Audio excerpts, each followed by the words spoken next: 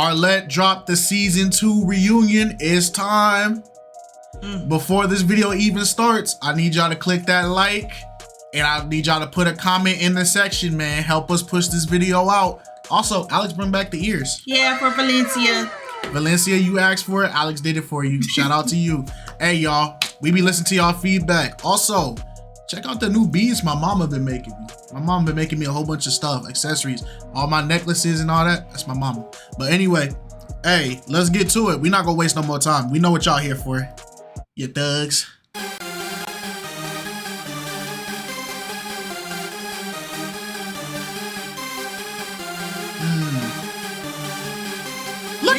Hold on, look at Kingpin BM, boy. Kingpin, bro. The big boss.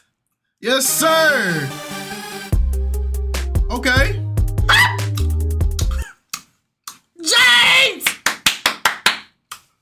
Gourmet pies. Gourmet pies. Oh, I'm gonna eat this up, boy. Hey, James. Your pies was expensive, bro. Listen, y'all, I tried to order a pie to make him mad. Yeah, they wanted $60. $60 for one pie. That shipping was crazy. I'm sure it's worth it, but let's move on, man.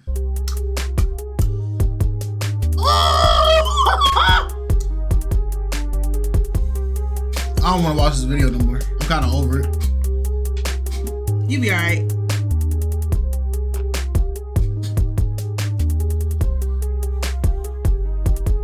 Okay, the demon himself. From the ghetto, not the shameless from the plug. ghetto. He brought his book from the ghetto. From the ghetto himself. Oh, my stomach. Why are you single? Oh, dang. Bro, look how far they done came up. Lord. Look at the background. Everything just booming. Like, I'm so happy for, yes, sir, Mikey Key. Aww. Not the shameless plug. I forgot who. Is my go Eric gonna be here? I hope so. Forgot who he was too. That was Bucket Hat. Oh. But you want to know what's crazy? Somebody let us know in the comments. They said, yo, our reaction to it was justified. He went on Kendra G. He went on Kendra G's thing doing the same old like type of energy. So yeah, they was like, yeah, they were like, it gets messier than whatever. We ain't look into it, but if y'all do want us to look into this, we will. But apparently he been doing, this is his shtick. Oh Lord, where your match at? Hey, okay. Reggie, Arlette. Okay. Looking lovely, Arlette.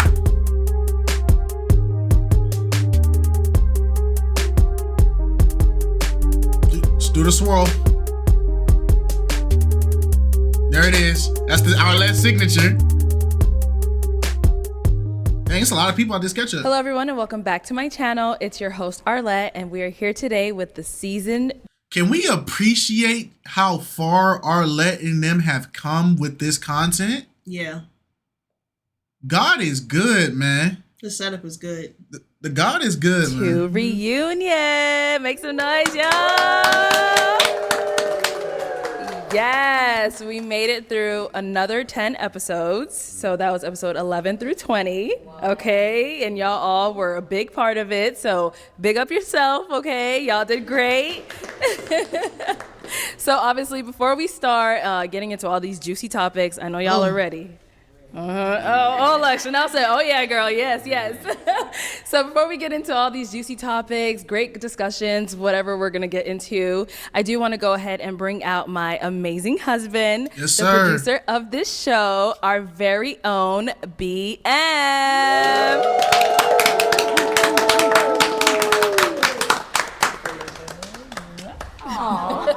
Yes, sir. Welcome to Pop the Balloon or Find Love with Arlette Amuli. Season 2 reunion. Yes. That is 20 consistent episodes. It's a big achievement, so we're here now. I know. Now, first thing first, I want to thank our Lord and Savior, Jesus Christ, for blessing us with everything. Hey, y'all know what it is. Yeshua Messiah, Jesus Christ. He died on the cross for our sins. Make sure y'all give that respect. And if you guys are non-believers, no offense to give to y'all. We just, we love our Lord. All right. Shout out to y'all what y'all believe in. Shout out to us what we believe in. Hey, let's keep it peaceful. Everything that we have.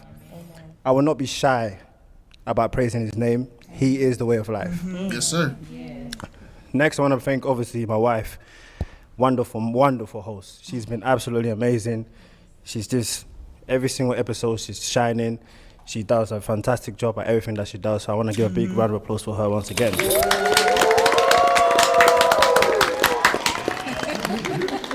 I also want to thank all of our supporters, everyone that supports us, everyone that comes on the show to try to find love, everyone that watches us and shares our videos. We thank you. We only focus on people who support us. Amen. Right. Next up, I also want to say that we do have a podcast out right now.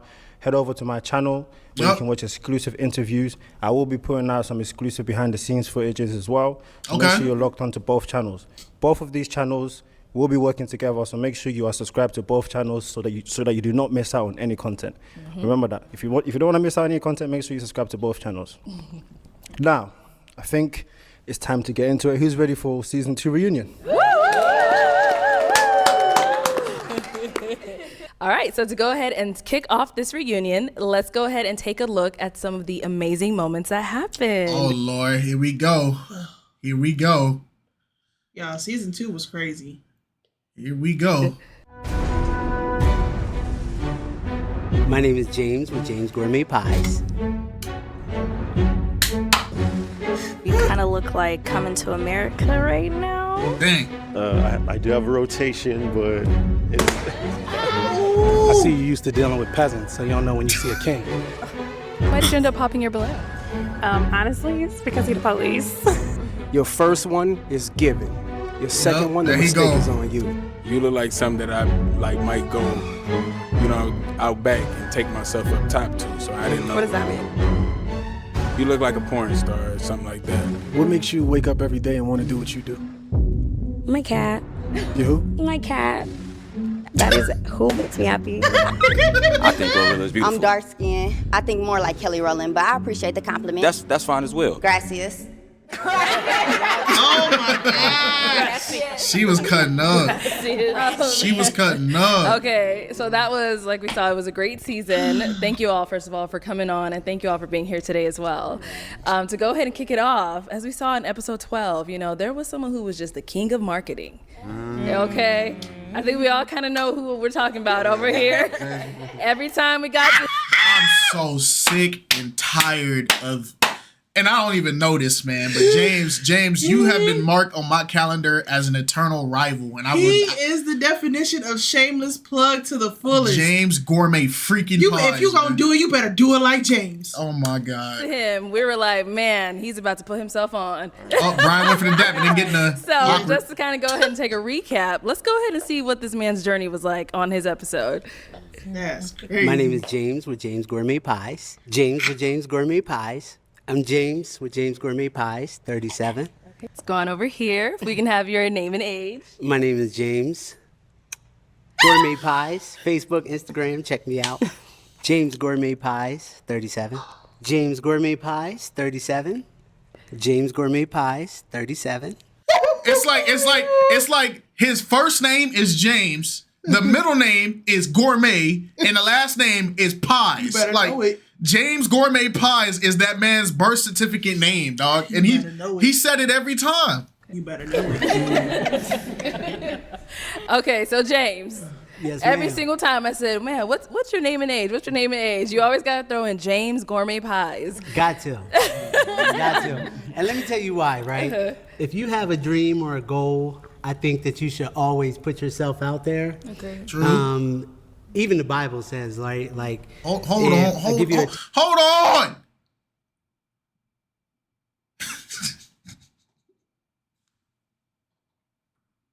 You didn't even say nothing yet. I'm not letting him make it. Whatever shot he about to shoot right now, I'm not gonna let him make it. I don't care how he feel. Okay. Even the Bible says, like if I give you a talent and you waste it, go to hell. You know what I mean? So I feel like I'm the best at what I do. And James, that's how I that is introduce not what it says. That's not what it says. That's not what it says. Oh. Let's see. Each of you should use whatever gift you have received to serve others. What scripture is that, James? James, what scripture is that, gang?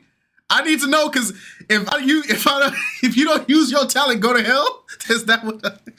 So I feel like I'm the best at what I do, and that's how I introduce myself. I don't care who I'm talking to. You know what I mean? I feel like what scripture was that, James? I need scripture, bro. Okay. So speaking on that, so did you come on the show like trying to find a match, or you're like, you know what, I'm gonna come on there and just put my business out there? Was that the goal? Definitely. I was really looking for something serious. Okay. You know, and I was like, everybody, where we going with this? Tell us so. In the comment section, they've been coming at my top. Pause. You know what I'm saying? Pause indeed. He's just here for promotion. And that was not it. I would say the very first contestant, Driva, she was one that I would have taken like very serious. You know what I mean? Like, I was feeling her. If you go and watch the whole thing all over again, like, that was one that I was like, you know, this could be serious. You know what I mean? But then she was like, well, I don't like dudes with kids or something like that. You know what I mean? Like, everybody was amazing. Everybody was beautiful. But I'm saying, like, for me to be serious, that she would have been the one. She would have been the one. Yeah. Okay. So as far as like everyone else, when you watch that episode, what did you guys think of James? Like, what did you guys believe that he was there for love, or you guys feel like he was there just to market himself? Both. I feel like I needed to taste one of his pies expeditiously. That's what I wanted to do. I was just like, I want to try pies. So, okay. So even though the intent was not for him to advertise, it definitely was. He made it ring a bell. Yeah. So I have a question for James. So James, I'm from Cleveland.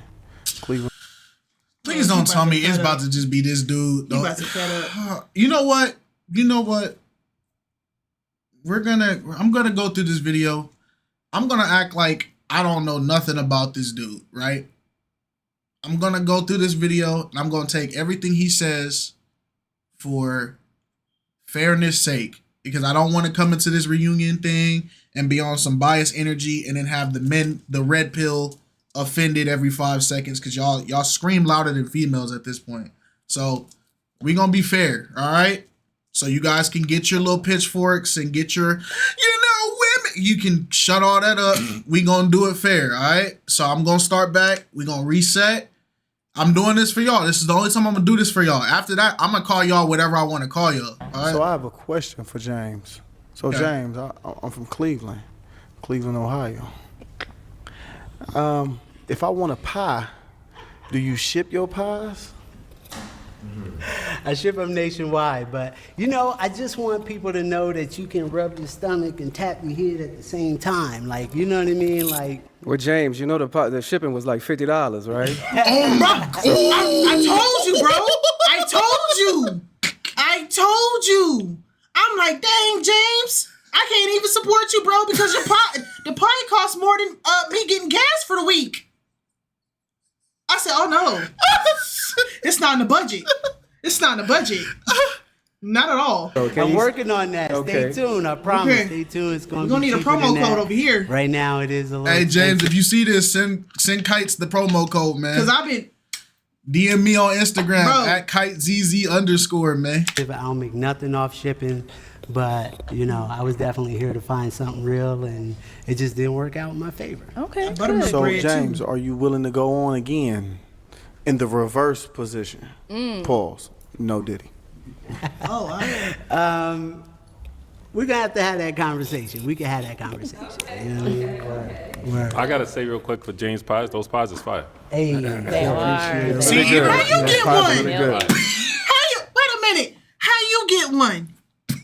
Bro, I feel like we 9 minutes in, and the focus has been nothing but James gourmet pies. It's like, bro, he has like sweet potato bread. He got buttermilk. Hey, bro, I don't care. I'm gonna get one when he lowered in prices of the shipping. I'm gonna get one. We got some samples. James brought us some samples. Okay, they were pretty tasty.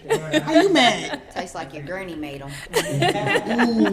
Okay, so James, you actually brought up Driva, who was on your episode. Driva, when you came out, unfortunately, you didn't find a match either. And one of the main reasons that people ended up hopping on you was something kind of a little silly when we look back at it. But I mean, I guess at the time it was a big deal. But let's go ahead and see what it was that everyone ended up popping on. Hi, I'm Driva. Driva, okay, how old are you? I'm above 30. Okay. Is he someone that's your type? Yeah, I think so. Okay. How old did you say you were? 33. 33? Okay, yeah. How old did you say you were? 36. 36? How old are you? Above 30. Above 30? Mm-hmm. You're not confident in it? I'm waiting for my husband to have a kid. Okay. That was fair though, because it's like, bro, you asked every single guy, what is your age? What is your age? What is your age? What is your age? Then they go, what's your age? Above 30. Above 30. It's like you want people to be straightforward with you, but you don't want to be straightforward with them because you're saying it'll affect your business. It's like, I get it, but at the end of the day, you're here to find a match. They're not worried about your business. They worried about you. Because I didn't tell my age, y'all. Yeah. Look, Braylon already ready to interject. Yeah, You playing games. What you playing for? Okay, so Drivas, it seemed like you focused a lot on the men's age, but then when it came to you, you were like above 30, like you didn't want to disclose yours at all. Right. You kind of explained it a little bit, but do you want to kind of get into it? You know what, y'all? I'm so sorry. If I could go back, I would just go ahead and tell the age. I didn't know that it was gonna be a big thing. My bad. Like, So if how I old could are go you? back in time, y'all, I would just say my age because I didn't know it was gonna be a big thing like that. So how old are you? 35, y'all. 35. Why was that so hard? And you know what? I'm glad she did this because all you people that came at our comments talking about y'all just don't understand. It's so important and blah, blah, blah. She just doubled down on y'all. Congratulations. Let me finish my rant. Oh, my bad. Gangster. You died on a hill and your own savior just abandoned you. Go ahead, say what you're going to say. I was going to say, I don't believe in that whole a woman never tells her age. I don't know why it's like that. I don't know why that's a saying, but I think that's dumb. It is dumb. Internet, I am 35. You can't come on a show like this disclosing information. Do you got kids? Maybe. Like, I didn't what? say that. I know, I didn't I'm just say saying. Just use that example. 35. Thank you. Thank you. That's Yeah, it. close. That's it. If I ever do anything like this again, I would just disclose it all. Because you mentioned on the show is because of like brand deals or something along those lines. Like, Yeah. So the brands wouldn't have taken you if you were a Okay. certain age, or what is it? So I want to get into acting also, and I really kind of y'all know how like Carly Red, like if you look her up, you can't find her age. People like are like guessing about stuff like that, and certain a liar. celebrities lie about their age. Let me hear her. Hold on. Let me hear her. You talking? I know. Hold on. I don't even know who Carly Red is. I'm trying to hear her explanation because I'm trying to see what was it worth that all these people called us stupid for calling it out. So I'm trying to hear it. I need to hear it. Okay, y'all know how like Carly Red, like if you look her up, you can't find her age. People like are like guessing about stuff like that, and certain celebrities lie about their age. Like I heard Beyonce isn't really the age that's on Google. I'm just saying. So I'm a beehive. Yeah, I'm about to say, Don't attack me. Don't attack me. Don't attack me. Hey, that's my girl. Don't attack me. But like, I just really didn't want it all the way out there. But hell, it's hell. So that was the reason? Really? That was the reason? Because you saw other celebrities lie about their age, you thought you needed to lie about your age? So your brands wasn't really in danger. That was just your... And y'all people attacked us, and I'm not talking about Jingle, all the people that's part of the flock. I'm not talking about y'all. Y'all good. I'm talking about these so-called social media geniuses who was on our YouTube short calling us stupid because we said the thing about our age. Where are you at now? Because this is her reasoning. Matter of fact, don't even come to my video, bro. Stay over there. I need intellectuals over on our side. Stay where you at, bro. If you know who you are, stay where you at. Don't even talk on my page. The internet bullied me. 35. You're still young. I mean, you're still young. But yeah. And I'll say for me, like, I didn't care what age you were. You know what I mean? Like, hey, whoa, James, hold on. You wearing a belt. Like, James, I like that. That's the sauce right there. Y'all know the shorty got a pentagram on her foot? I just saw it. Yep. I wasn't gonna say nothing, no, but you said it, so. She got a pentagram on her foot. Yep. I literally just saw it. The blood of Jesus. James trying to get his balloon unpopped real quick. Somebody bring me another No balloon. feet for Satan. So I have a question. Go ahead, Braylon. So now, what's your name again? I'm sorry. Driva. Driva. Now that you done tasted James' pies. Well, I want to give it a try. That's crazy. Yeah, we can do that, James. We can link tomorrow. Oh! Hey, that's what's up. Hey, my boy throwing the lob. Okay. James about to go home with a wife and some gourmet pies, man. That's what's up, man. She said her and James could link tomorrow. So it's Oh, no. Brian, we can link tomorrow, too. No, Oh, nah. Hold on. Never mind. I'm sorry, y'all. We take it back. She wasn't playing. Yeah, hold on. We take it back. So it's Oh, no. Brian, we can link tomorrow, too. No, Somebody bring me a toothpick for my individual balloon. Now she's talking about laying it up. But Driva, I want to talk about something. I wanted you to stand on your age, right? Because it really doesn't matter how old you are. We don't care about that, right? But that's something important for a man to know when we dating and we're asking these particular questions. So it doesn't really matter if you're 35. You could be 45. If we want to get at you, we gonna get at you. No question. And you look good. Period. Thank you. Look, now Brian, he didn't evolve. Now Brian really talking his talk, yo. He didn't came up with that book. That book. The Perfect Match. The Perfect Match by Brian Esquire. But you already took it back. You said when I come back, I'm going to say my age. Stand on that age. Yes. Stand on that age. That's quote of the night. Stand on that age. Okay, all right. Well, our next person we're going to talk about also got a lot of comments. A lot of people were saying like, oh, this girl has no self-confidence. She keeps popping on assumptions, this, that, and the third. Let's take a look at who that could have possibly been. I didn't mean to pop it. But Oh, you didn't mean to pop it? no, I have arthritis. Like my hands are bad and like it accidentally literally just popped. But I feel like you probably want a girl that's more like clean. Why are you cut. assuming that? Why are you assuming? And I'm just more edgier. I already know you're not gonna like it. But my last relationship was New Year's, January. So that's just... So you popped because you assumed that I wasn't going to like it? Yeah, because it's so recent. And the other women, it's been a couple years. And, No, that ain't no you know reason. the healing process. I'm not the best cook. Okay. And I dated a real estate agent before. And it just kind of clashed because I work more in entertainment music industry. That whole episode was just her projecting and assuming the entire episode. It was so annoying because it's like, bro, at this point, what were you actually here for? Like you did that to every single guy that walked out. Like it was so annoying. Yeah, it was. But now that I see that you got a pentagram on your foot, I kind of understand why. You in a reprobate mind. Okay. Zola. So after looking back, at your time on Pop the Balloon, I don't know if you were able to see any of the comments, but a lot of the viewers were like, why did she come on the show if, all she was going to do is pop on people based off of her own assumptions? No one ever said this, but she was popping on them. Like, were you able to see that when you went back and watched it, or what were your thoughts on that? I got thousands of messages, emails.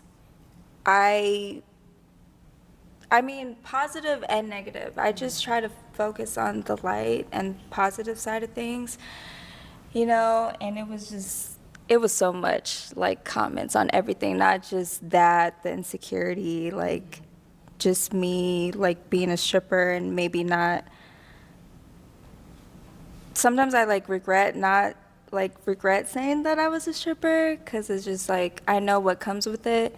So people just think like, oh, you're a stripper part-time, so how are you looking for love? How are you like even a woman of God? Like it's just like all these things. Like, no, I'm still a woman of God. Might not be the God that we think. So Yeah. that's her thing. Because you got I didn't get a chance to really, like, now that the camera is really showing, you got a lot of representation on you that is anti-God on you. And then your profession is also something that God would never approve of. And I'm not saying that I'm judging you. I'm saying I can only see off of face value. But if you are going to follow God, you are going to follow God 100%. And it seems like you're not, bro. Like the star is really bugging me, because if people really understand what it really symbolizes, because there's going to be witches in the comments talking about the pentagram is not evil, blah, blah, blah. You're a witch. Me and you don't even need to have a conversation. As a true believer, I understand what the purpose of a pentagram is. And so all this, maybe you regretted it, but if you regretted it and you were truly humbly going after God, getting that removed is no brainer. So a lot of people, y'all be talking about this God, but y'all live even worse than the sinners. But then y'all speak God when it's convenient. That's what's so irritating for me as a Christian. And like I still want love and things like that, but it's just like overwhelming, like all the messages. Oh. So I have a question. Oh, I'm sorry. I don't know what to say right now. Yeah. Do you feel like your job is keeping you single? Like, do you get in your head about it? Like, is that something that prevents you from putting yourself out there? Do you feel like?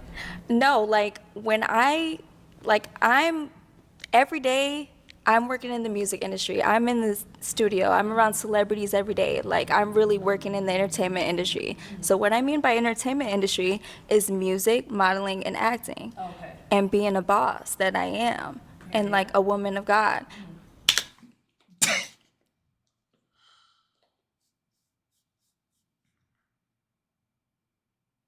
I think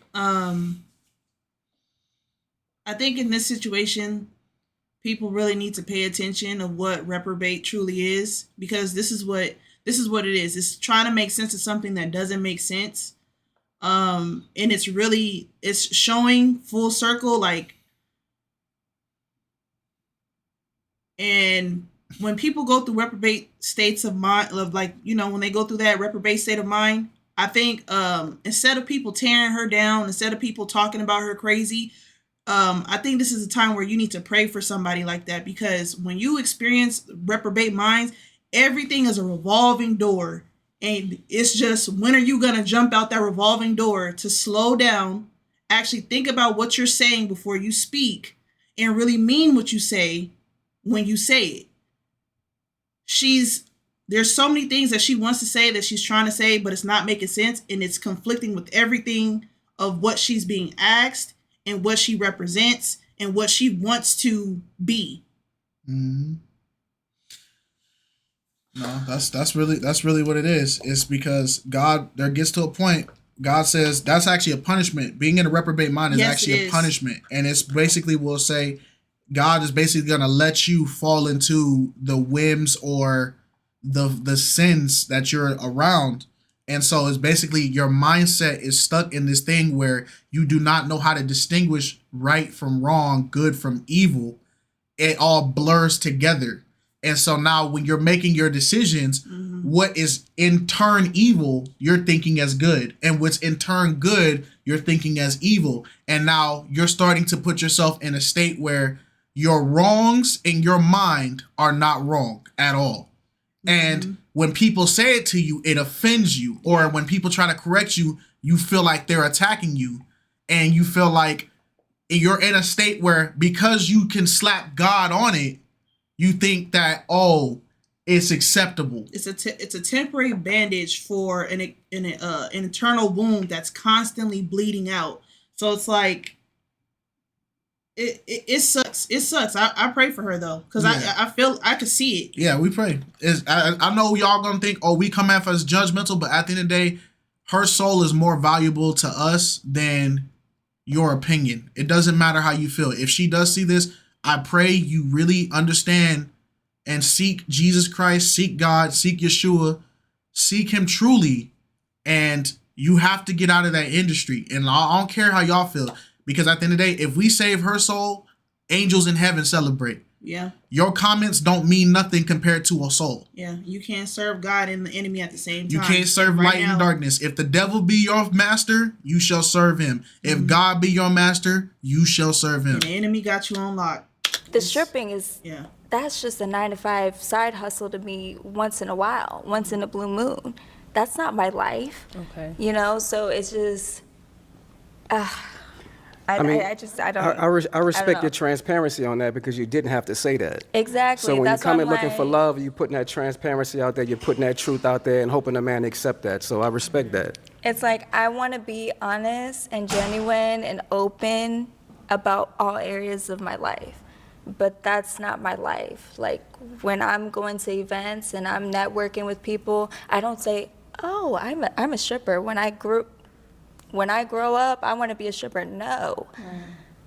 You said that's a 9-to-5 side hustle. Yes, like that's 8 just hours. a job to me. Like I haven't been in the club for like 2 months now. Like that's once in a while here and there, you know? But every day my life is music, create. Okay. That's the same argument people try to use for their addictions.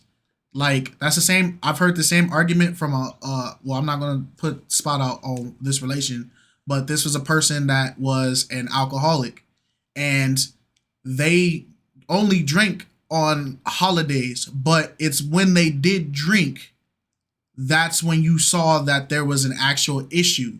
So for 10 days out of the week, they were perfectly fine. But on that 11th day, that's when all that progress and proof of you're not an alcoholic got thrown straight out the window because the reality came in. It's also the same thing people say when they say, oh, I don't have an addiction to gambling. But then it's like, oh, I lost $5,000 in the casino last week. I need to work overtime to pay my bills. But then as soon as they get a lump sum of money, we hear them in the break rooms going, oh, I'm about to go to the casino. I didn't go last month. Yeah. You still have a problem. You keep losing money and you keep going back to it. Just like people that have addiction to, their flesh, put some things together. Just because you haven't done it in 3, 4, 5, 6 weeks and you do it this one time, it doesn't mean that you don't have a problem with it. You went right back to it. And that's the thing. That's how the devil gets you. He doesn't have to have you in it all the time. He just needs to make sure he can pull you back in when he needs to. Like, I go to church every Sunday, but that's probably hard to believe just because I said that. But the first thing that I said, if you watch the show, the first thing I said is, I'm a recording artist. That's my life every single day. Like, I just dropped a song with KC Veggies. Like, I don't think it's hard to believe that you go to church and you're a dancer. I think as a woman, you got to do what you got to do to still provide. And who is anybody to judge you for building an income? Mm-hmm. The fact that that doesn't define who you are. But it's just the problem with this logic is you're putting that it doesn't matter the circumstances, whether it violates your morals or you as a person, you got to do what you got to do. The reality is to call yourself a person that leans on God and you have 100% faith in God, God would not put you in these scenarios where you have to do things to purposely violate or defile yourself to survive. Mm-hmm. Look at all the different people in the Bible that were on ends meet. They had nothing. Look at Job. Job lost everything. He lost everything. And what was the solution that people gave him? You should curse God. You should curse God. curse God and be done with it. But he stayed in that situation because of his faith in God. Job didn't go, oh, I lost all my riches. It's time to go start dealing drugs. Job didn't go, oh, I just lost my wife. It's time to go be a whore. He didn't do none of that. So to say, oh, as a woman, you need to do this, that's also reprobate. That's the way the world has been teaching everybody to operate. Mm-hmm. That's not what God. Don't say you're attached to God, but then you're willing to sell out. Even us, we don't do certain content on this channel because, yeah, we can give a lesson and everything, but some of these videos that y'all recommend us to do, it conflicts with us heavily. Even some of the pop the balloon stuff conflicts with us heavily. That's why we cut a lot of stuff out and we don't speak on a lot of stuff, because at the end of the day, if Arlette start doing some satanic stuff on the show, bro, we're done. Like, we're done with it. I get it. Like, I get it because I'm being realistic with everybody. Yeah. You know, like the lineup of men, you know, that were truck drivers and this and that. I'm just being realistic and genuine because I was that hypocrite. I wasn't a stripper my whole life. Mm-hmm. Like, I started very late in my life, probably like 27 years old, 28 years old. But the work that you do does kind of define who you are, just like if you found out. No, it don't. But I will say, like, it gave me the confidence. You definitely have to be confident to just be in the music industry, to perform. What do we say? Reprobate mind, right? That was the perfect definition of a reprobate mind. That when somebody who is trying to give you honest truth tries to tell you something, you immediately don't want to hear it. They didn't even let him finish his sentence.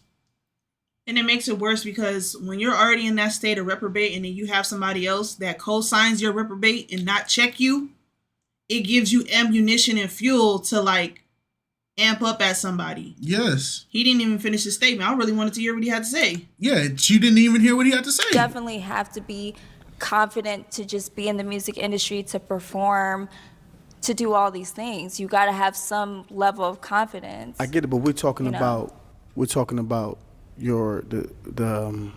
people just focused on that, and I really wish they didn't focus on that, because it's just like, I'm more than a pretty face. I'm more than just some stripper. That's just some job to me. It's kind of hard to not to focus on that, because if I'm a man and I'm looking for love, I wouldn't want a woman. Then take me out of it. Like, hey, that would be great.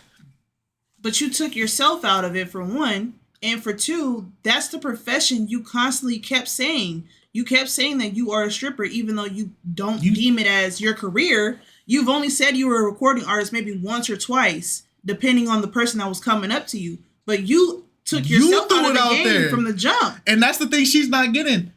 You were the one that was telling everybody, I'm a stripper, I'm a stripper, I'm a stripper, I'm a stripper. Some of the dudes didn't even know who you were. They didn't ask anything.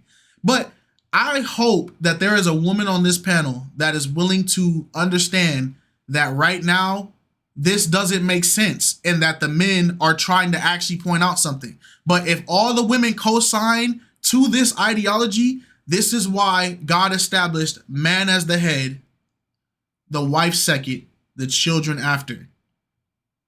You have to, it's men have to use logic, and it's like, it's not a diss towards women, but y'all gotta understand, when y'all get in groups like this, when one of y'all is wrong, but it sounds good to how y'all feel, y'all will die on that hill for that. Just like y'all died on that hill for the shorty talking about, I can't tell my age for my job. And it turned out it was stupid. Great. If I could have a man that's a provider. I want to interject really quick. Take me out of that. Yeah, so as far as that stripping thing, a little traumatized. But no, I would say being honest about it. And I'm traumatized as well. Trust just me, being we a going black through the woman same thing. in the industry. No. Music. Are you pandering right now? Whoa. That's crazy. This red dress all over again.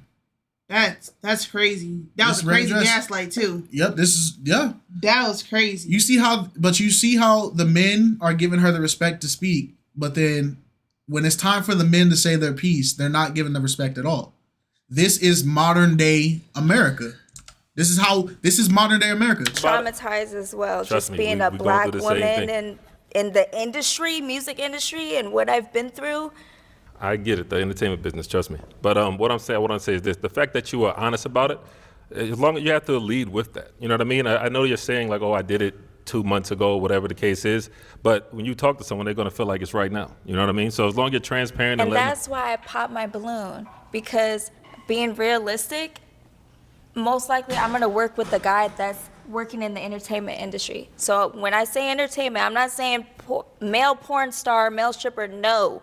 Well, Music industry, sports, they're most likely gonna understand me more. But you're because saying, it goes hand in hand. Like, no, I get what you're saying with Cardi that. But B, like I look up to that. you're saying, but that's why You look up to a soon-to-be divorced pregnant woman of 3, stripper, rapper. And no, it's no diss towards Cardi B, but this is also the same women that willingly admitted to DR of men to get money out of men. But this is also the same women that has all her music has all your little elementary kids throwing it back. And y'all going, what is wrong with the music in this? Your Sexy Reds, your Cardi B's, your freaking Meg the Stallions. Y'all don't want to call it out. Y'all don't want to say what it is. This is y'all influences, and this is why y'all are developing how y'all develop. Now you got a stripper over here trying to say, I need a sports guy who's going to understand me and all this, but then you were on a dating show with average people. And you're looking up to artists. You're looking up to artists that don't have a problem making a song about their sexuality, their femininity, bashing men, sleeping with a whole bunch of men. But majority of those women want love. Majority of those women have relationships.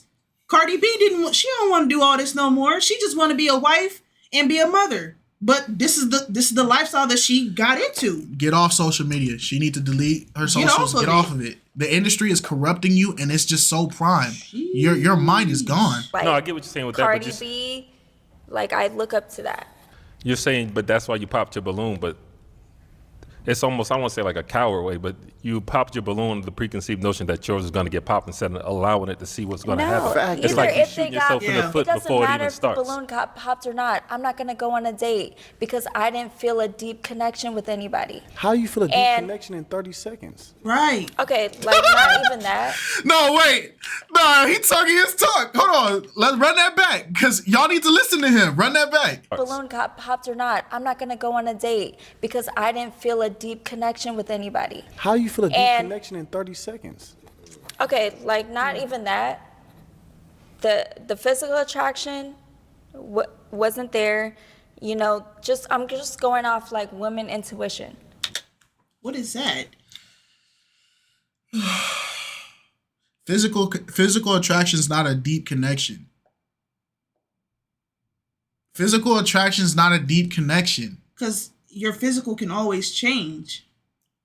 That means I can sit there and I can see Alex walking down the street and not even know Alex. I can see Alex walking down the street, and because she's the ideal body that I like, I suddenly have now established a deep connection with Alex without even talking to her. That makes no sense. Reprobate mind. She lost, bruh. But what I'm saying, like, isn't it like a shot in the foot? You're like not even trying. Maybe one date, yeah, sure, you know, but I can't see further than that. And I'm 31 years old, and just based off experience, you know, dating guys that are outside of the entertainment industry, they try to change me or they try to judge me, like what you're doing right now. That's the preconceived notion. No, we're not judging you at all. We're just bringing to light on what men think and what a lot of men and that's why, like, the entertainment industry is gonna be more understanding, but not and all. I'm more comfortable with that. Yeah, but the thing is that you guys don't know how. 1, 2, 3. She was getting drunk.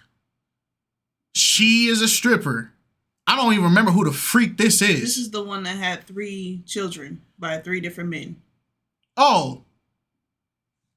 1, 2, 3. If you match these 3 archetypes, I need you to go sit in a room. I need you to breathe. I need you to meditate. And I need you to open up the word. And I need you to read from chapter 1 of Genesis to Revelations. You need to read, because this right here, and especially if you're claiming to be a woman of God, but this is your mindset, I need you to go fix it. This is not it. This is not it at all. Men think because you're It's not a not man. even Y'all shipping, simple though, like- to be honest. Y'all simple men. Again, you and don't- there's women that dance in the strip club and they find a whole husband. There's like Those artists like outliers, Cash Doll in the entertainment they're industry. outliers in And she everything. find her a partner. There's so Honey, many don't let women nobody in this define industry you or that judge you. they're not even Do what you open gotta about do. it. Are you crazy? Most of these women are married, they're in relationships, they're going to college. You know, I just hate that people assume like, oh, you're a stripper, so you're not smart. I get it. Look at because I Arlette. was that Look at Arlette face, bruh. stripper, so you're not smart. Look at Arlette face. She's listening to this, and this is a married woman of God, and she's just listening to this. And I bet you, Arlette, I'm willing to do a podcast with you and ask you about this one thing right now. Bro, Arlette in her mind is seeing the problem right then and there. And because she has to be the host and she has to leave how she feel about it, bro, Arlette wouldn't be in the same room with y'all with this type of mindset. Her husband probably back there shaking his head right now. I get it because I was that hypocrite. In my younger days, I never smoked, I never drank. I was the hypocrite that was saying, oh, I would never dance. Like, that's degrading to women. Like, but you just can never say never. Like, you just never know how life is going to turn out for you, for any situation. So, like, I get it. But I'm being realistic and I'm letting those guys off easy. Yeah, We're not going to work out. Dorian, go ahead. Let's hear from you. Yeah, I respect the naked hustle. Let's be honest, most of the people. I respect the naked hustle. Because a lot of women, some women feel that their body is power and they can do whatever they want and do whatever they need to do. And that's just it.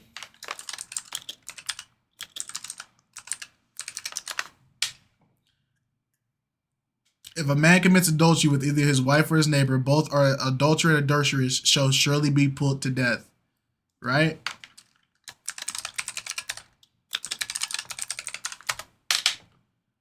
Voluntary sexual intercourse between a married person or a person who is not his or her spouse, right? Right. Now I know a lot of y'all thinking, well, she's not married. What does this got to do? Who is the demographic of people that buy prostitutes? Married men. Who is also a heavy demographic of people that are in strip clubs? Married men. When you're in this strip club and you're dancing on these men and you're having this man's lust on you, and you can flip this towards married women too. Yep. So don't make this just the only men thing. Married people are actually a high demographic of people who attend strip clubs and who also attend when they're cheating. They go to prostitutes, which is AKA stripping, prostitution, OnlyFans are all labeled under the naked hustle. You are a woman of God praising the naked hustle. This is reprobate. God does not rock with this at all. And you need to repent too, because now you guys are promoting something that is actively against God. Yeah. People that, women that are, I'm not going to say everybody, but a lot of people that are in church or things are reformed. You know what? As far as how I feel about it, I feel like you might have been projecting a little bit. I think you need to stand on business about what you do and why you do it and why you do it for yourself, first of all. And then you should use it as a testimony for other young girls that are growing into women. You could be a testimony for somebody, but don't let any man make you feel bad about what you do and why you do it, because you know why you do it. Because it's not my life. Exactly. My life is. When I met you, you're very humble. Music. You're very humble. You're very beautiful, and you're very sweet. I didn't even know you were a dancer. So Exactly, next time, because I don't go out there, hey, I'm a stripper, nice to meet you. No, I'm a. Then why did you do it on the show? I got a counter argument. What's done in the dark will come to the light. Right. Any sin that you do in the dark will always come to the light. It doesn't matter. You want to hide it. You want to sugarcoat it. It's coming to the light. Anything that's done in the dark will come to the light. You can't mix light with darkness. And she keeps saying it's not her life, but the entertainment is her life. At the end of the day, we all know who runs the entertainment industry. We all know exactly. So that's not your life either. Recording artist, nice to meet you. Like, I really work in this music industry. They look at it in a negative way. They look at it in a negative way. I look at it in a positive way. Like I said, if you look in the Bible, I don't know exactly which book of the Bible was, but I could have sworn the lady that touched Jesus' cloak. Y'all know what I'm talking about. Are you talking about the woman with the issue of blood?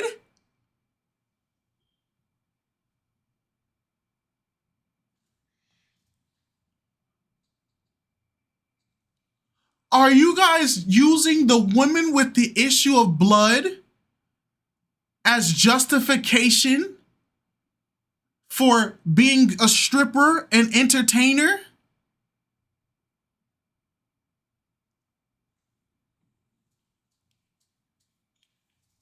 Look at James' face.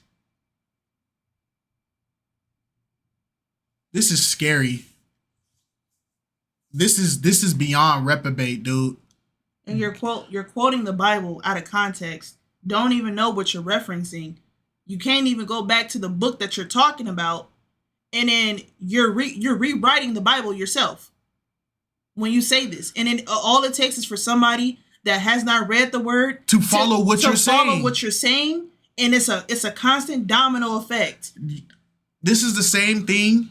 This is why I had so many arguments with atheists about this, because they used to take this quote that they used to say, oh, well, the Bible's full of nothing but filthy language. And the exact quote of the verse was, she was lusting as if she was lusting after the balls of a donkey, right?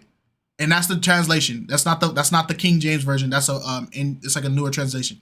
But the reason why they were trying to use this was to try to say that, oh, well, the Bible is talking about having sex with animals, and then you guys say this is wrong, so this is why the Bible's a contradiction. But they weren't talking about the fact that it was a metaphor referring to the sins of Babylon and the Jezebel spirit on Babylon being as a woman lusting after the donkey.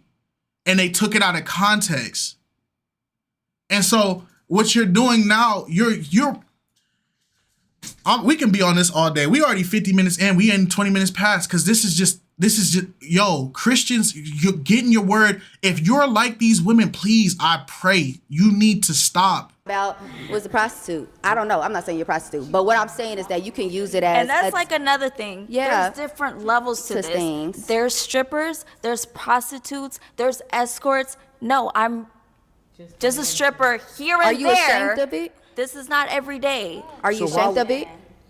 No, I'm not ashamed of it. It's just, it's not my life. Like, I just see it as, it's just here and there. So all right, my let's life go ahead and move on music. to our next topic then. Okay. So, Braylon, during your episode... I didn't like that. She can't, hold on. I'm about to say this. I didn't like that. I don't like how all these women got to control that conversation. And he never got to finish his statement. Brian looked like he had something to say, and he didn't get to say it. I understand you have to move the show on, but don't let three people control the entire conversation. And then when it's time for the men to finally speak out, they don't get a chance to speak. That's one-sided. And it's not even Arlette's fault, but it's just like, come on, gang. It seems like you had a lot to say, and some of the things you said caused a lot of controversy. The comments were going crazy on you. So let's go ahead and take a look at some of your clips. Now, what are some things you look for in a man? Yeah. Initially, I thought that she was beautiful, but it was too much weave. The toes hanging off the shoes for me. So, yeah, I just kind of, the toes, like she gripping the side of the shoe. Could I like to smile? Thank you. It's the hair, man. It's too much weave. It's a lot going on. She said she was from Kenya, and I get a lot of scam calls, and I just don't want to be dealing with that. And it's the accent. I feel like I'm going to be saying, huh? What you say? Okay. All right. Now, the fact that people watched all that and they were like, "Oh, well, he just talking his talk," and y'all don't see that there was disrespect in there. And some of y'all call yourselves men of God, but the Bible also speaks against us being offensive to people. We're not supposed to be offensive to people as believers. If you think that none of those women were offended, you need to read too. So, Braylon, stomping on the balloon. What was that about? That's how I felt. So we gave you pics. Was that not good enough? I'm sorry, say it again. Stomping on the balloon. Yeah, like you stomped on it. I had to stand on business. Wow. Yeah. At 37, stomping on balloons. That's what I want. Talk about it. Talk about it, Brian. Talk about it, Brian. This is ambitious crossover because this is two red pills going at it. Y'all both like both of these men. I'm going to let y'all ideologies clash. On business. Wow. Yeah. At 37, stomping on balloons. That's what I want clown to do. activity, man. You said what? That's clown activity. Hey, you 50 and you on the show. That's clown activity. But, you know, we all trying to have a good time. But guess what, though? I don't look 40. I don't mad at it, man. You heard me? And I got all my hair. Take the hat off. I don't.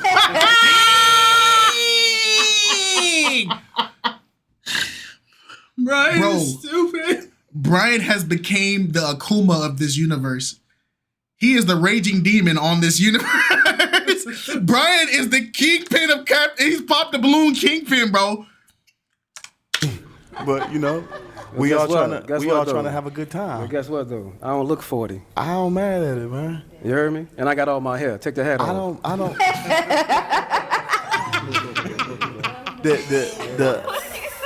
You said you was hat fishing, huh? I'm happy, but you got a spray on hairline, my boy. You don't want to do that with me. That's one thing you don't want to do. He mad because he don't have no hair. I got the hair. Hold on. Nobody can say anything if he got a size 22 waistline. You a grown ass man, my boy. Don't do that with me. 22 waistline. Okay. Yes, that's what you got on. That's one thing you don't want to do with me. You got them skinny small jeans on. Stay in your lane, my boy. What lane is that? What you talking about? Stay in your lane. I got my own lane. I'm carving it. Skinny small jeans. Be easy. I'm top tier. You bottom tier. I just want to say. Ooh. Hold on, y'all. What lane is that? What you talking about? Stay in your lane. I got my own lane. I'm carving it. Skinny small jeans. Be easy. I'm top tier. You bottom tier. I just want to say, you sat here. Ooh. This is it's crazy because some of y'all in the comments, y'all praise this dude. But when another confident man that y'all also praise called him out, I'm curious on who y'all side gonna take. Whose side y'all gonna pick? Because a house divided will fall. Your foundation is crumbling on both sides with this ideology because y'all both are supposed to be confident men. So who's wrong in this conversation? One man feels like the other man was acting childish. The other man feels that you're too old to try to tell me anything. Who's wrong? To most of those women, and you were telling those women that they had too much weave.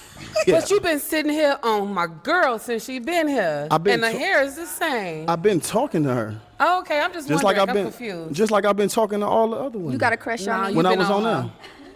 So, Braylon, are you typically, that straightforward with people in, person when you meet them? Like, you'll tell them, ooh, I'm not going to talk to you because your toe's hanging off, and, No. Okay. Absolutely not. I just won't talk to them. Mm-hmm. But we on a show. Right. And they come out, and you guys asking us for our opinion. Mm-hmm. And to be honest with you, this stuff is about clicks. No, it's not. Oh, all right. Yeah. All right, dog. Yeah. Yep. Hey, that comment that told us that this dude was on Kendra G he a clout chaser. He just put out to everybody he's a clout chaser. He clout chasing. This is y'all guy? That's offensive. That's offensive to all the stuff that they do. Yes, they've had viral click moments, but their intentions behind the show isn't just for clicks and views, in my opinion. So yeah, you're a clout chaser, dog. And to be honest with you, this stuff is about clicks. No, it's not. I mean, okay, in a sense. For you, it is. We want. Yeah. Okay. We looking for the clicks. We looking for the honesty. You know, I wanted to stand out in a sense, but I definitely wanted to be honest on how I felt, though. Okay. You know, when the roles are reversed and the women are judging. See, and then you try to go back to this argument. Well, when the women do it, all the men get shamed for it. But when all the women do it, they just, bro. That's not your place, nor your right to do it on somebody's platform. Go do it on your own. Exactly. Go do it on your own. Don't do it on somebody else's platform because you think you got a point to prove. No. Oh that my go for women too. I love this. I love this. You paused You know, crazy moment. when the roles are She rolled reversed her eye. and the women are judging us in a sense, all the guys can understand that. She's silly. You know, they tell us one thing is that our height. Pretty sure you can understand that, young man. Oh my God, he deflected this whole conversation to the height argument, bro. Yo, he couldn't stand on the fact that everybody was calling him out. You was doing all this, and now you just told us that you're here for clout because you talk about it's for the clicks, it's for the clicks. And now he going back to, well, when women talk about our height, come on, dog, stand on business. One thing is that our height. Pretty sure you can understand that, young man. You know, it's our height. We can't change that. Let them have it, But Brian. a woman can change about how she wears her hair. And I can change about, I can feel how I want to feel if I like this woman or if I don't like this woman. And we only get 20 seconds with them. So it's not enough for me to be like, well, you know, even though she wears weave, I still like her, what's inside of her and things of that nature. No, we just going off the physical. And if the physical doesn't attract me, then I have to say, because you tell us what to say. Oh, I do not. Whoa. See, this man ain't never gonna get on another one of these shows, bruh. Because, bro, now you throw in the host and the production under the bus, bruh. Now Arlette gotta correct you, and I'm surprised BM ain't told brother to shut up yet. I'm surprised he ain't got it from that camera. Let me tell you. Look at you. You're not finna. Move your hand. Look at you. Then I have to say, because you tell us what to say. You know? Oh, I do not tell you what to say. So can I ask us a what to question? say. Those words came out of your own mouth. I simply ask a question. I'm like, can I ask a question? What are you looking for? What's your For a type? man, he need a man weave. Brian is mad. Nah, Brian is the goon. What are you looking for? What's your For a man, type? he need a man weave. So, okay, Braylon. So you He said. need a man weave. Hold on, guys. Hold on. So, Braylon, you said you Like, came because you on. don't- Guys, please hold on 1 second. No, respectfully. So, you're saying it's for clicks. So, are you saying you came on just to get a viral moment? No, Is that... I'm sorry, I misspoke when I said that. Okay. No. But ain't this his cousin? Ain't Mike his cousin? No. Oh, okay. Mike's cousin's priest. Oh, okay. You stand on business, big dog. You was doing all that rah-rah. Ain't no misspoke. Saying you came on just to get a viral moment? No, Is that... I'm sorry, I misspoke when I said that. Okay. I meant to say like it's you want to be different in some ways and things of that nature. Okay. So this is how Ohio gets down? Not at all. Shout out to Ohio. Cleveland. What's your type, though? I would love to know. I want to know. I love To cut people down to be different, though. no. That part right there. Do you have to cut people down to be different? But then, if you flip the coin, you gotta ask. Ladies gotta ask that question to yourself. Yep. Because this retaliation, tit for tat, it happens on both sides. Yep. We wanted to be honest. I've seen many episodes of this show, and like I said, the first thing that a woman would say is talk about a man's height and things of that nature. And it's like, yo, we can't do anything about our height. But what See why are it you was doing in that nice? moment? It's why your it was moment. nice. Right. Yes, and I'm being Prejudging you honest guys. about my moment. If I don't like the weave, that's what I don't like. So you what don't do you like? I like a natural woman. I love a natural woman. I love someone that's soft. I love a woman that basks in her femininity. I love a woman that loves to cook, and I love a woman who likes to love on me. You know, I like what likes me, and I'm used to women like my grandmother, my mom. They didn't wear weave and things like that. Okay, look. They didn't have weave back in your 'cause granny I'm like, days, we're talking for real. about look. I'm saying. Let's stay on looks here. Yeah, that's what I Look, love a you natural went into woman. cooking. Okay, we all can cook. I mean, we better know how to cook. We gotta eat. What's your look type? I can't. it's not a certain look. It has to be because you're popping on weave. I say that I don't like weave. But we love to wear weave, honey. Yes, and y'all wear weave for each other. Y'all don't wear weave for us. I get. That is not true. That is not true. That is not true. Let's get to statistics. The weave was actually made by the Egyptians as a status symbol by male Egyptians. Male Egyptians were the first ones to establish weave.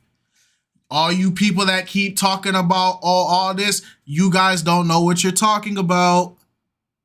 Male Egyptians used weave as a symbol of status. The longer the hair was, the royal you were.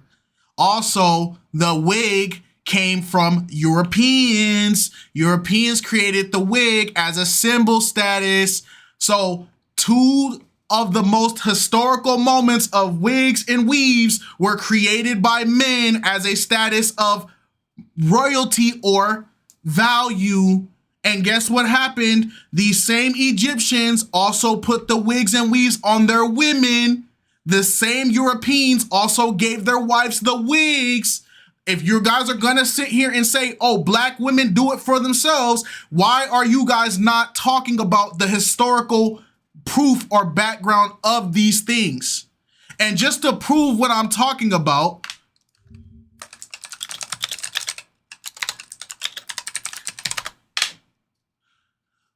throughout history, wigs have often been a deep-seated cultural and societal value with corrections to wealth and positions of power. The art of the wig making can be dated back to ancient Egypt.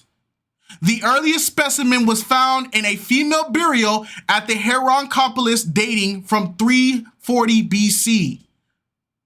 This was something that was already established. You Egyptians, let's break it down even more. It's Wikipedia, but hey, information's information. We can deep dive into it. In Egyptian society, men and women commonly had clean-shaven or close-cropped hair and often wore wigs.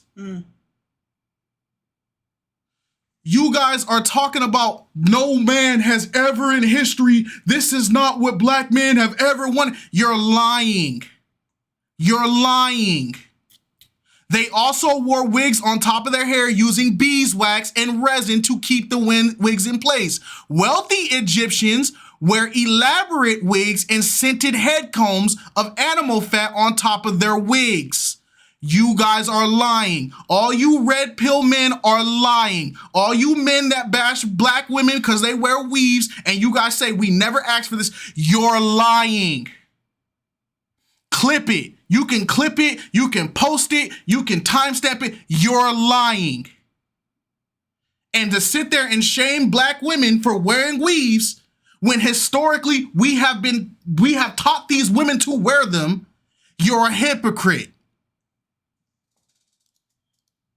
Guarantee you probably is if it's 5 guys, 3 to 4 of us don't like weave, but we'll take it though because that's what y'all do. But we don't prefer that stuff. Y'all wear that to be in competition with each other. You are so fake. He is really delusional. That's real. That is so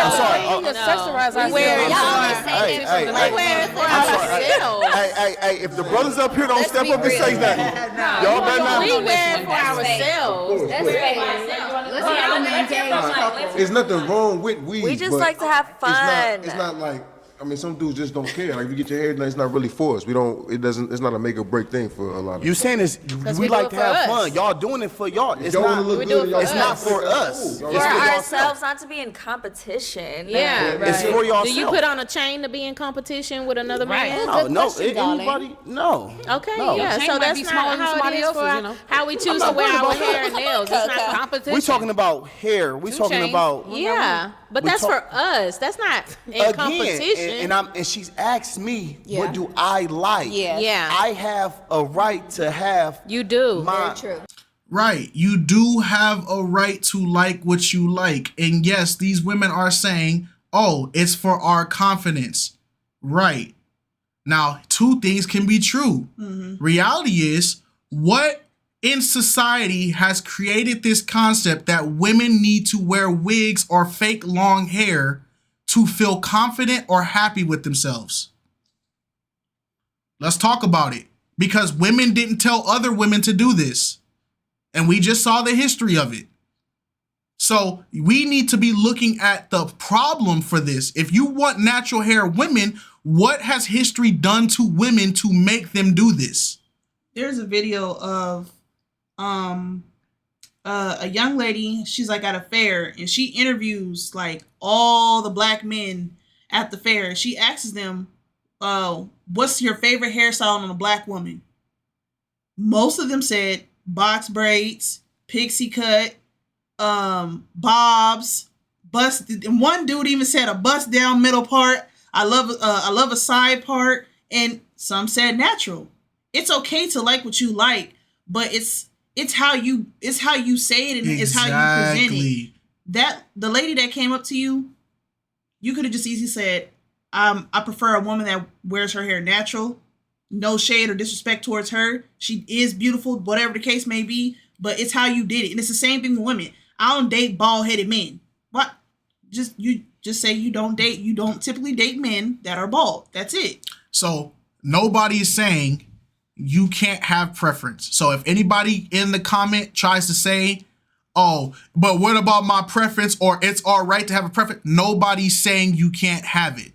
We're saying don't shame women for doing something that men have created for a societal standard for them. Because we just saw objective proof to support my claim.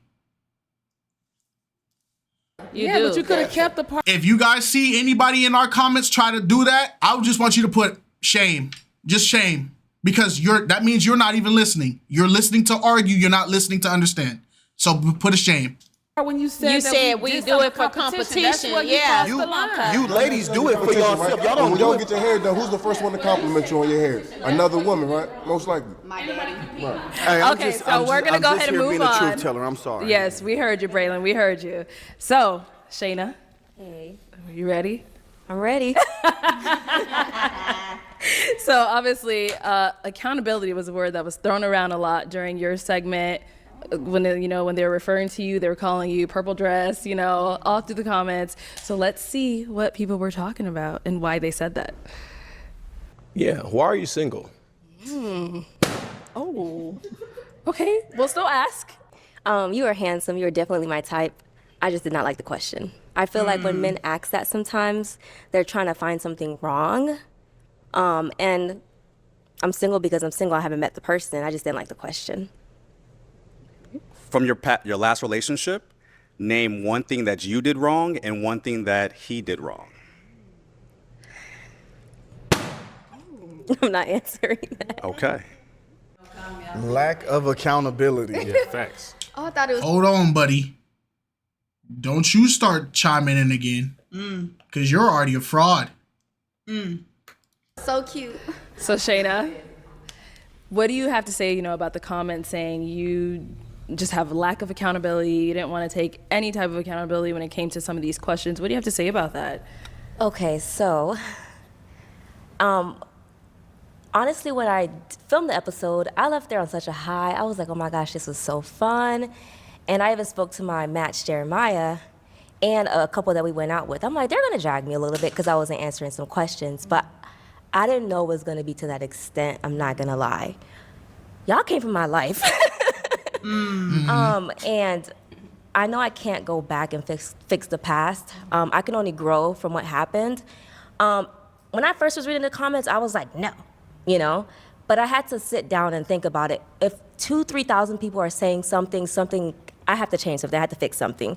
So I went back and watched the episode, and if I could have changed something, I would have answered the questions. One of my mistakes that I made going on this show was I live a somewhat private life, and I'm going on a public platform, and thought that I didn't have to answer certain stuff, and I learned that was a big mistake. I am a very accountable person, but so my match on the show, which was Jeremiah, shout out to Jeremiah, I did apologize to him after the show, that I should have given him the opportunity to pop if I didn't want to pop my balloon. I should have let that up to him. And then after the show, I did answer the question answer his question. And the first guy that asked, why am I single? I could have answered that question too. So, I'm watching the episode and, I got a lot of positive feedback and I got a lot of negative feedback. The main thing is that you're reflecting on it. That's the beautiful thing about it. As long as you're reflecting on the fact that you understand why people were coming at you about that. It's not because people were trying to get at you or expose you or anything like that. They wanted to see, are you, one, able to take accountability, and two, do you have any underlying traumas that could be attached to dating? That way your potential dater knows what he's coming into. I don't think it's fair for if people have issues, mental issues, to hide the mental issues from people who are trying to suit them. If you're bipolar, let me know you're bipolar while I'm getting to know you. That way, when you have a bipolar moment, I'm not caught off guard. Because some people have no problem dealing with that. I just think it depends on what the context is and what you're saying. I do agree that some things should be kept offline. Yeah. But however, you did sign up to be on a show that is public to the masses. So it's a certain way that you could have answered the question without putting all of your business out there. And if people weren't satisfied with the answer that you would have given them without giving too much details, then that's on them. But at the end of the day, nobody's exempt from being asked certain questions because you have a private life, but you're on a dating show. Right. Back, and I can only grow from what happened. So yeah. Okay. All right. So just to open it up to everyone. Yeah, that's the biggest red flag ever. The very first thing you should ask someone when you're talking, especially I'm talking to dudes, is what happened in your previous relationship and what did you do for that? We had that conversation about what I did. I mean, aside from the show I'm talking about. But and then I had a conversation with Chanel about that. But that's the first question. What did you do for that relationship to quote unquote not work? Because most, and no feminist type stuff, but I'm not saying, but most women or most people were just gonna say, oh, it's just the guy, he did this. No, and that's a red flag in itself. If they can't say one thing what's hard about dating you? That's a question you should ask anyone you're speaking to. And if you can't answer that, what's hard about dating, you can't say one thing that's hard about dating you, stay away from that woman. People don't want to admit that they may have a little bit of flaws here and there. We're not perfect people, and we're not intended to be. The only person that's perfect is Jesus. Exactly. That's it. Right. Here's a prime example of it. I'm a married man. I can easily tell you my flaws in the relationship. One, I'm overweight. Two, I'm prideful. I'm a very prideful individual. I'm very prideful and stubborn. That is the flaws that come with dating me. Now, I can lose the weight. And also, over time, my wife has helped me to understand, one, I had to be aware that I was a prideful person. And two, I had to start working on it. That's why in the relationship, if you compare it to how we were when we first started marrying and how I was just kind of like, I'm right, you're wrong, it don't matter. I'm right, you're wrong, it don't matter. To now, I sit here and I'll be in the office sitting here like, okay, so how did this conversation go down? Let me see from her perspective. That does make sense from her side. What did I say? Okay, I can see why she felt like I was closing her off. That's the evolution of it all. That's the point of taking accountability and improving. Yeah. And that goes for me as well. Absolutely. Okay, well, let me address Tim before you speak. I do agree with you, and like I said, I learned from this experience. And if you guys remember, I did say we both did something wrong. It wasn't just him, it wasn't just me, it was both of us collective. But in that moment, it's action. Cameras are, none of this was rehearsed. Y'all, when we go on this show, Arlette don't meet us with us in the back. This is what's gonna happen. It's literally action, and that was the first thing that came to my mind. I'm sorry. Let me finish. When I spoke to Jeremiah, and I did answer the question. I'm not perfect. I have fallen, and I do take accountability that I did do things wrong in my past relationship. If I could go back and fix it, and I apologize to everybody that I did get upset, I would have answered the question. There's no way that I said I was perfect. I didn't do anything wrong. Did not say that one time. So people that are saying I'm a red flag because of that. Nobody is perfect, including you, honey. Yeah, no one is perfect, Okay. You were cooking, but stripper girl,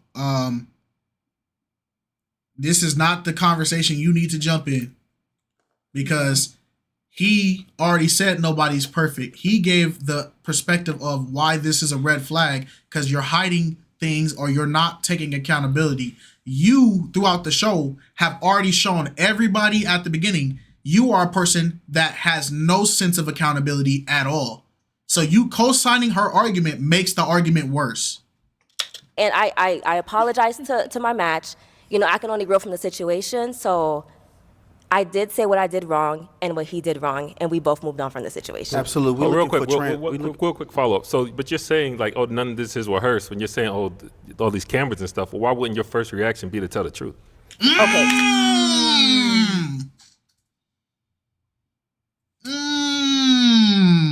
Look at Mike. Okay. So I didn't lie. I did not lie. In that moment, I was the only one. So I'm addressing the moment with me and Jeremiah. I was the only one who still had my balloon at that moment. The only person. And when he asked me that question, it was honestly, it was just me guarding my heart in that moment, because I was in a room full of strangers. I didn't know anyone, and that was just me protecting myself in that moment. And I didn't feel like it was like a safe environment for me to open up myself in that manner. I didn't know anyone to just start saying stuff about me. Had I had gone back, I would have absolutely answered the question. It was nothing bad, it was nothing scary, you know what I mean? I was just really guarding myself in that moment, and it didn't turn out the way I thought it would have turned out, you know? But moving forward, if that question is asked to me again, I will answer it. So we're on a public platform, so we're looking for transparency. I agree. So when they ask the question, and the first thing you do is pop, in my mind automatically is you ran. Yeah, that's true. Yeah, that is very true. Yeah, I understand both sides. If somebody asks me, "Hey, do you have a criminal record?" Why I gotta answer that? Why you need to know my criminal background? What's up with you? Are you a cop? What is the natural reaction people are gonna have? You probably been arrested before, or you have a criminal record. It's not because people are judgmental. It's because you're giving people context clues. And I agree. I can't say what you're saying is wrong, because I did run in that moment. Like I said, if I was able to do it again, I would have let Jeremiah pop the balloon. I wouldn't have popped it, or the other guy. So they're telling us to move forward. So I hope I did answer your question. You guys, I am very accountable. I have people around me who keeps me accountable. The picture that was painted was not me, but I grew from the situation. I learned, if you live a private life, do not go on a public platform. Well spoken. I would like, can I just say one thing, like just in your defense, with everything you said, coming out in front of people, you don't know anyone, just that question, why are you single? Women, we just don't like it. We'll answer it, but sometimes when we get that question on the phone, it's like, you know, like, I don't want to talk about that right now. Is that? There's nothing wrong with having that conversation, but sometimes timing is important when you ask that question. But how would a man know the right time to ask you, why are you single, when he's first meeting you and you're single? He got to ask 3 months after, or he got to ask 30 minutes after? Like, it's just I understand people don't like it, but sometimes you got to get out of your feelings and just be present in the moment of the question itself. It's not to, you'll know when somebody's using the question to, you know, make fun of you or belittle you or try to come at you crazy or anything. People are just having general conversation with you. Oh, okay, you seem like a cool, nice lady. Why are you single today? Like, what? I don't understand, you know? Plus, my thing is, you're talking about it's all in the timing. By the time you feel like you're ready to answer that question, he probably already got the answer. He don't From need another woman. He don't need to answer the question about you no more. Yeah. Because if you don't want him to ask that question, that means he's gonna find out the raw, unfiltered way. And by then, it's either gonna be too late for him, or he gonna jump ship, and you gonna be like, it's always all these men, they always do it. But the thing is, you had a problem that whole time, and you didn't want to talk to him so he could adapt around it. Instead, you want him to brick wall run into it.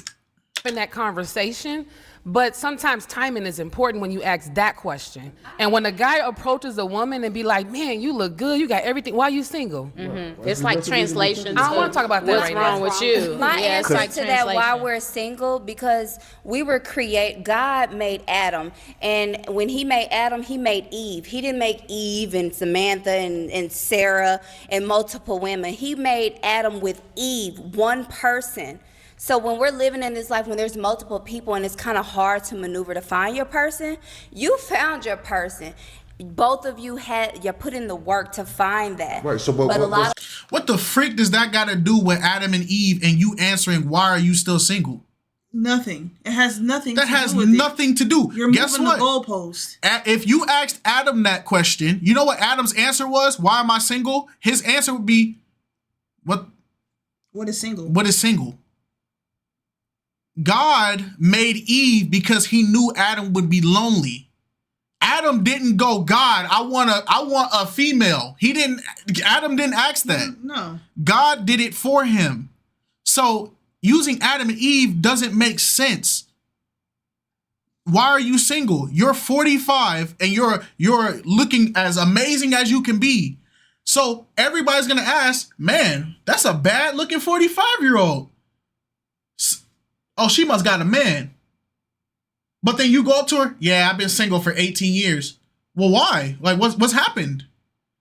Is it, have you been practicing abstinence? Is it that, or you just haven't found the right? You're not focused on dating, that's fine. All those things are fine. But, yeah, why are you single? A lot of us have to put in that work. So when asked though, why are you single? It's simple to say, I just haven't found my person. And that's what I said. That's exactly what I said too. Maybe I shouldn't have popped. And like I said, it's like men are trying to find something wrong with us. I'm single because like I said, I haven't met my match. I haven't met my soulmate. Yeah. And I believe that God is keeping him somewhere for me, and I'm okay on waiting. So then say that is your answer, but don't sit there and go, I hate when men ask me this. I don't want to answer this. If you feel like God has the man for you and that's why you're single, then say that. That if that be your answer, say your answer. But when it's the right man that hits all your check boxes and they ask that question, y'all don't get offended. Y'all don't get offended. You'll answer it. Answer is already there. Like, why would you ask somebody why you single? Because not everybody's on that. What you want me to tell you? Oh, because I beat up my boyfriend? Right. Like, I don't know what you want to. That is a good reason for you to tell. Yes. Why are you single? Me and my boyfriend used to get in fights and we used to fight each other. So I just had to get out of that. Well, now I know that you are a person that has a history of being in a domestic situation. That is a perfect reason to ask, why are you single? Here, when you ask that, why are you single? Tell the truth. We want the truth. Right. But so, what do you mean the truth? I got 5 kids, and it's hard for somebody to accept that. So that's what you want somebody to say? No, we want the truth. Yes. I see. We want transparency. We want transparency. That's it. I got 5 kids. Why are you guys single? Okay. Why are you single? We're matched. Yeah, we're quiet. We're matched well, over here. I'm just saying difference. Why were you single before? Same reason, not finding your person. That's true. And then being open to finding the right person. See, when I answered like that, because we don't know you. We're just meeting you. If you're intelligent enough to know that a person hasn't found their person yet, we don't know then you're intelligent to know why. So that part, we don't know your story. We don't know you. Do you just let random strangers get in your car when you see them hiking? When you see a guy walking down the road with a backpack, do you just let them get in your car? If you do without asking them any questions, why are you out here? Where are you going? Guess what? You're part of the reason why so many people get murdered by random hikers. Because you're not getting information. Information gathering is one of the gifts that God has given us, is the ability to process information that's given to us. You need to ask. You don't know these people. You don't know them. Alex didn't know me. She didn't just let me come in there. You my girlfriend. She had to get information from me. Oh, you still single? Yeah, I'm single. Why? Oh, my sisters used to bully all the girls that I tried to get with. My sisters bullied them, so I never got a chance to have a real relationship. That was the truth answer. And she asked me that, and that was the answer. Why are you single? Oh, I had a boyfriend, but he did some slimy stuff when he was at college. He did some crazy stuff. That's a fair answer. So why can't y'all just answer that? Enough to know that a person hasn't found their person yet. We don't know then you're their story. intelligent to know why someone's single. So they ain't found their person. And know your story automatically. We don't have to ask you questions to get to know you. That's what the questions are. Yeah, you can ask questions, but at the end of the day, what's the dating is? Like, at the end of the day, what have you been through? What's your experience? What's your story? Why are you single? See if they're crazy, basically. That's it. Y'all turn information gathering into something horrible, dude. It's Yeah. No, go ahead, talk your talk. I was processing what they're arguing about now, because it doesn't make sense to me. Yep. It doesn't make sense to me, and I don't understand. I don't understand why people get so bent out of shape about the question itself. Because the question is not something that the question has been demonized, because people want to think, oh, if you're asking me this, that means you think there's something wrong with me. And it's just no. No, people just want to know. But there's nothing wrong with being single. There's nothing wrong with being single. If that is your choice and your decision, and that's what you want to do for yourself at that point in time in your life, you have every right to do so. But some people are curious, and some people want to know why a person of yourself, of this status, stature, or how you carry yourself, why are you single? Why are you, why don't you have somebody, out here claiming you, all this other kind of stuff?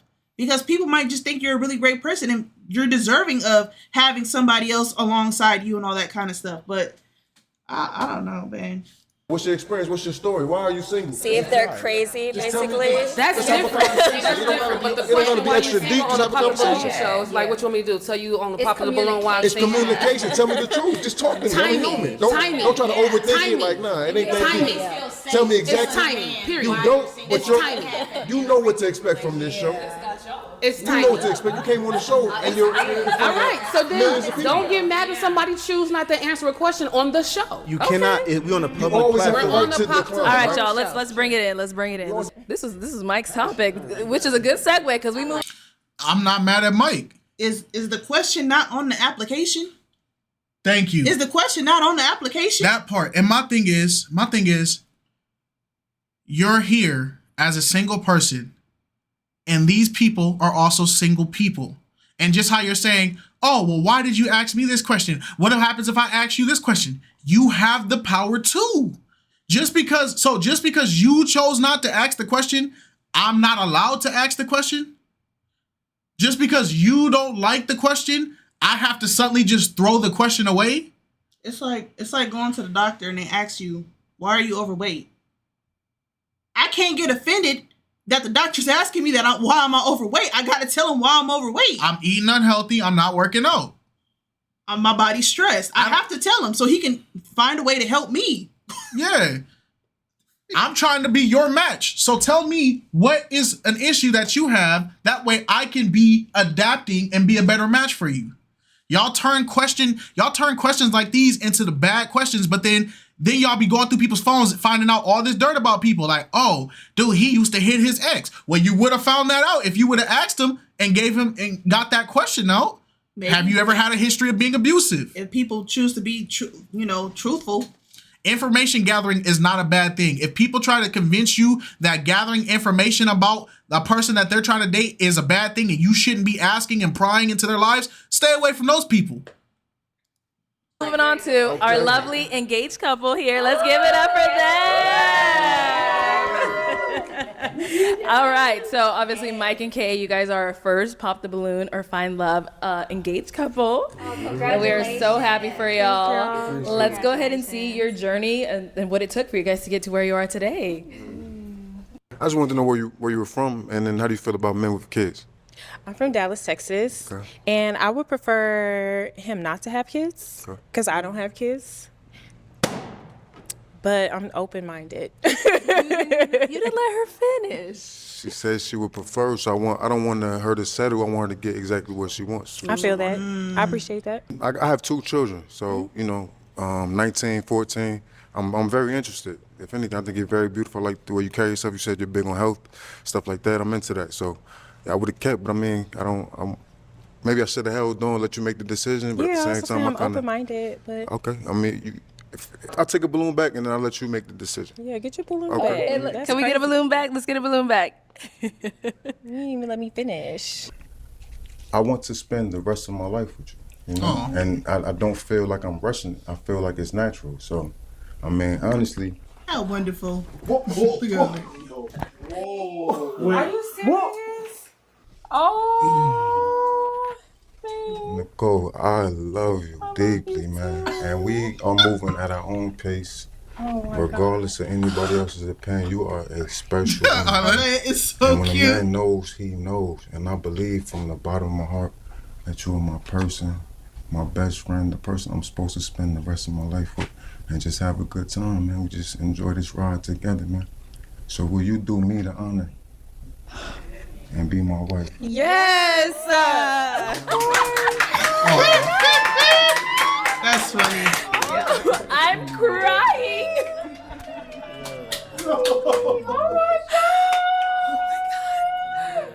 Wow, that was so beautiful. Did you know you was gonna do that? Okay, hold on, y'all. So obviously, Mike, you're a man of you are a man of like words. Look, man.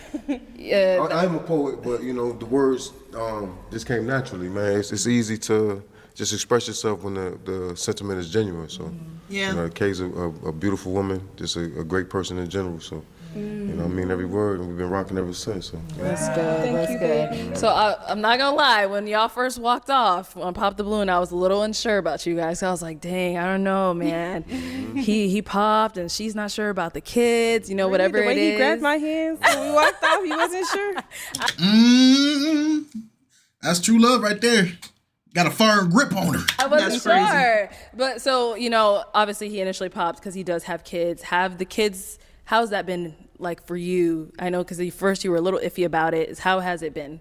Oh, it's been good for me. Okay. I mean, it's my co-parenting situation has always been good. My kids are a little bit older, so it's never really any issues. And then the kids are older, they welcome Kay in, and just, you know, they're teenagers. As long as they're happy, everybody's happy, I'm happy, then it's been a good situation. So. Yeah, the family, both of our families have been very supportive so far. So good. So speaking of your families, how was it? Were they shocked that you guys, you know, because how long after you guys met did you get engaged? Two. It was about a month and a couple weeks. Yeah. Okay. Yeah. Well, so I knew after like 2 weeks, Period. you know, what I was gonna do. So then we went to the follow-up, and yeah, and that was that. Man. So how did they take later. it? How did they take it when you guys told I mean, them? they was shocked like everybody else. Yeah. You know, we didn't expect the reaction on the internet to be what it is, but I mean, it's a lot of love and support. You know, people telling us their journey, their stories, and saying when you know is a true statement, man. It's kind of like one of those things that's like you can't really explain, but when you know, you definitely know. That's very true. It's a true statement. Mm-hmm. It is a true statement. A lot of people be judging people that get married or get engaged after 2, 3, 4 weeks, but those people be married for decades. Mm-hmm. One person put their testimony in our chat. I think they was like 20 plus years now. Yeah. And they got married within the first like 8 months, 9 months. Shout out to them. Yeah. Right. Like my family was definitely like, are you sure? But then I told them, you know, watch the show, watch the proposal. And they did. They saw his character. They saw, you know, all the things he was saying about me. And they were happy for me after seeing it, after seeing us together. Yeah. You can Sometimes feel you just it, got to though. see it to believe You it. can feel y'all. Congratulations, y'all. Connected. Thank It's you. so high vibrational. Thank you. I'm And like so being start public with, you know, relationships. Start that crap. It's vibrational. High functioning, low functioning. Is something that both of us have never done before. So our family was like, you know, this must be serious. And it is very serious. So yeah, because you guys started a YouTube channel and everything, Yeah, right? we have a YouTube, Love McKay. It's at probably 11,000 subscribers. 11,000 live. Yes. Yes, follow our Love is YouTube real, man. page. A lot of love, man. So, Oh man! So have you guys started wedding planning? I know you just got engaged. We ain't trying to rush y'all, but I'm just asking. Have you started? We started. We have a date. We have a venue. We're making our guest list. Can I be invited? No, you don't know how to act. I'm playing. Leave him at the door. It's LOL, but I'm Well, unfortunately, you're not on episode 12. Oh, dang. Brian, the beef between these two is eternal. They not letting it go. Because Brian already said he from the ghetto. I think it's just friendly banter. Nah, look how he knew he got a good dig on him. That's why he's smiling like that. He got my nerves. Be invited. He got on all black Air Force Ones. Brian at the door. Brian on demon time. LOL, Crash out. Well, unfortunately, you're not on episode 12. He's gonna talk about everybody leaves there. Wait, when is the day? If you want to disclose it, I know a lot of people. Some people don't like disclosing the dates. Is it Yeah, next year or? So we're getting married June 1st, 2025, because Because we June met. 1st is the day we met. On Oh, that's nice. Congratulations. I wish them the best of luck. I hope you guys' wedding ceremony goes perfect, and I hope you guys have a love that God blesses and continues to enrich and keep healthy. Shout out to y'all. Wow, I'm definitely so happy for you guys. During the NBA Finals? What did he say? And here he go. During NBA Finals. Nobody gives a crap about the basketball game, dog.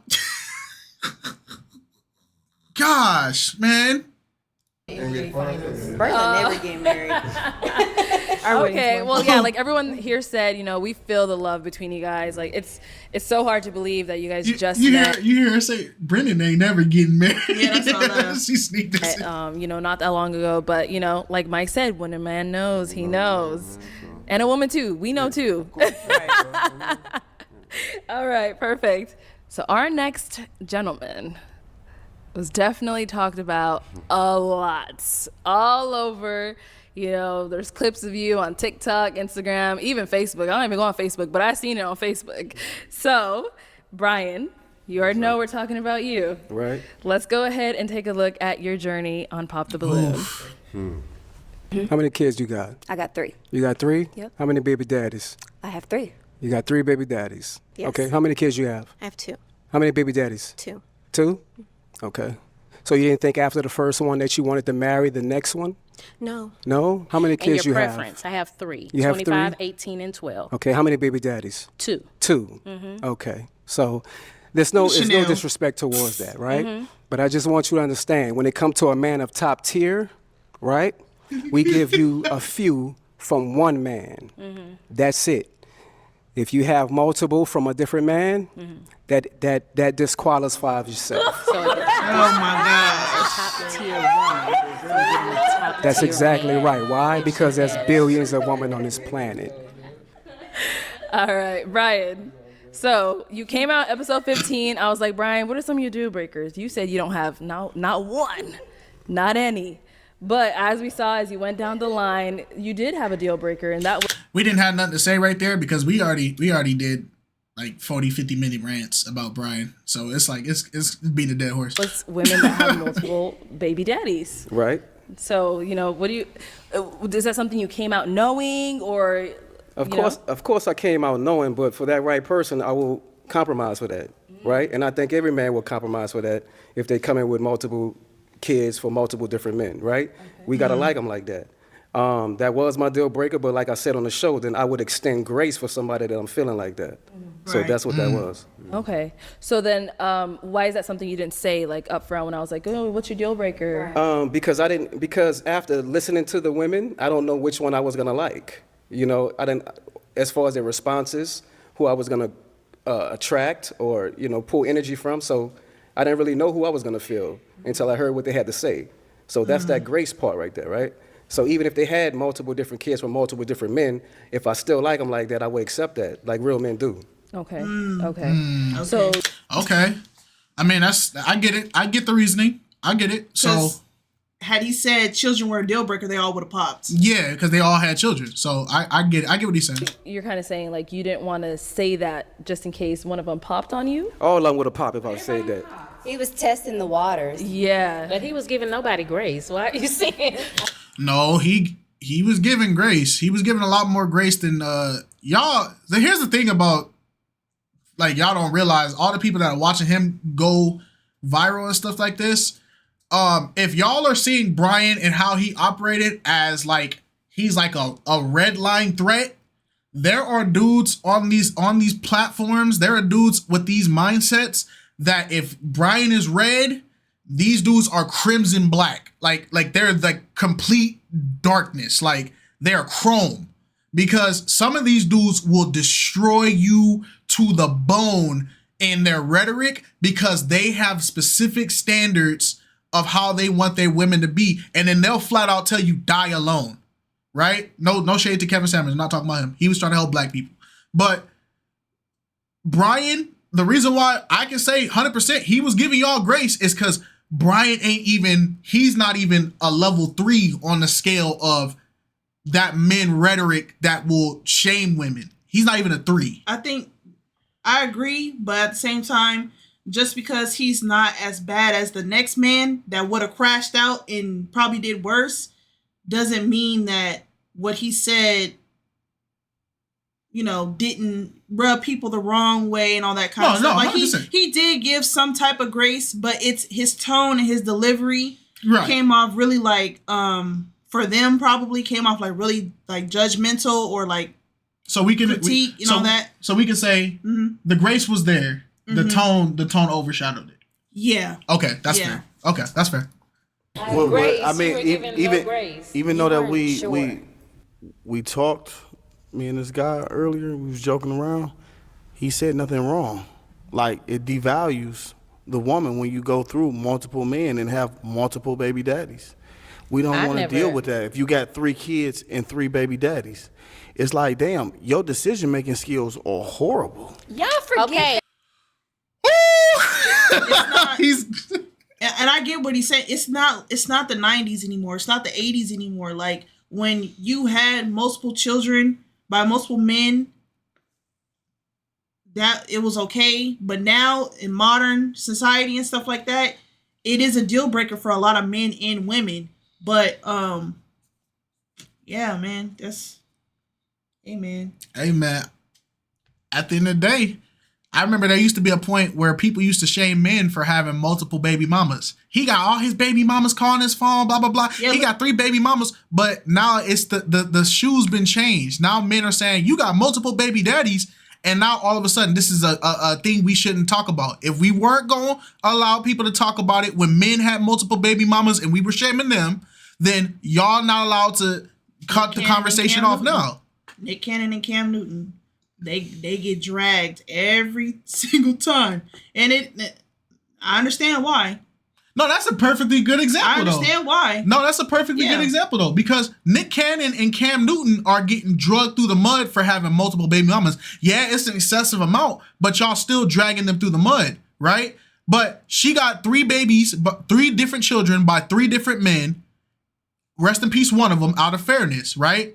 But what makes her different from Nick Cannon for the fact that they're both having children with multiple people? What is the difference in that? Y'all the ones who say right there. And then y'all forget that I'm 41 years old. I got a 25-year-old child. So you're basing your perception of me from 25 years ago. Come on. I'm not that person I'm not that kid that I was 25 years ago. Speak on and I'm not that young adult that I was 25 years ago. I've grown from that. I've healed from that. I now make better choices, better decisions, and I live more of a healthy love life, you know? No, she's not wrong. That's fair. That's a fair counter argument. It's still attachments to you, but that is a fair argument. Then I did then. So you're gonna tell me, oh, well, you got this many kids, I can't date you. No, but that happened 25 years ago. Not the number of At what kids. point are you going to give grace? Like at how long are you going to I don't want to use the word punish, for lack of better words, a woman for her past. It's like Brian came out and said, I don't judge a woman from their past. We all make mistakes. And then he basically just flat out judged. That's the gentleman's preference. We're not judging you for how many kids. Yeah. It's how many baby fathers you got. If you get with a guy and I'm 40 years old per se, and I have 8 kids by 6 different women, that says something. And then no, he's right. That's the thing that I think people are basing the argument off the kids. That's not what people are focusing on. Because kids didn't ask to be here. That's not the problem. Yeah, we're talking about the partners. We're talking about the partners that you're choosing. It says a lot about you on who you're attracted to and why what you're attracted to, why is it not sticking? Everybody's situation is different. Like 4 kids all have and different 4 baby daddies. But that's not what it was. My children, I I have by 2 different men. And I was in a 12-year relationship that was abusive. I escaped that by God's grace. I give thanks every day. Right. And so when I moved on to the next relationship, I'm just looking for something better than what I had. And just because it was better doesn't mean it was for me. So when I realized this isn't for me, you know, should I marry this man just because society is going to look at me like I'm a failure as a mother or as a woman? Or no, should I keep going and look for what is really for me? I'm not going to say that No, okay. No. I agree with what she's saying. And the wonderful thing about this argument, right, is the fact that, well, I don't want to call it an argument. It's just people trying to convey how they feel, right? The beautiful thing about it is, as people that don't have kids, right, and as people that don't have this problem of having multiple partners that have kids, right, it's outside looking in. All we can do is spectate because we don't know how she feels and we don't know how he feels. But on both sides, I do think they both make valid points. Yeah. On the men's side, yes, this woman has allowed multiple men to make multiple partners. Vice versa, I would look at that the same way I look at if a man had multiple children by multiple women. And on her side is, you're holding me to something that I did when I was young, dumb, or sometimes life just happens. I was in an abusive relationship. That's why I didn't stay with that last guy. And even though we had kids together. So it's situational. So it all makes sense. I don't think anybody's really wrong in this. I think it's just a matter of your perspective towards it. Yeah, and your delivery. Right. Because nobody's wrong. You can't say she's wrong. And you can't say he's wrong for what he's saying. And Brian's not wrong. It's just his delivery. His delivery was intimidating. Brian is not wrong at all. All the best decisions as a young adult. I never said I made the best decisions. And that's what we're referring to, the decision-making skills. Yeah. You know? But that's now. Yeah, that's in the past. So you're not going to meet a woman and she tell you she stole a candy bar at 14 years old. Oh, no, I can't do that. I don't do thieves. She's always a thief. Yeah, she was a kid. She made a mistake. She ate that and the candy bar is gone. So in my situation, I feel like I ate that. I ate that relationship that I went through. I ate being a young teenage parent. I ate it. Like the young kids say, you ate. I feel like I ate. I've grown from that. I'm not that person that I was. The relationship so is awesome, but the key, you're bearing the man's children. All right.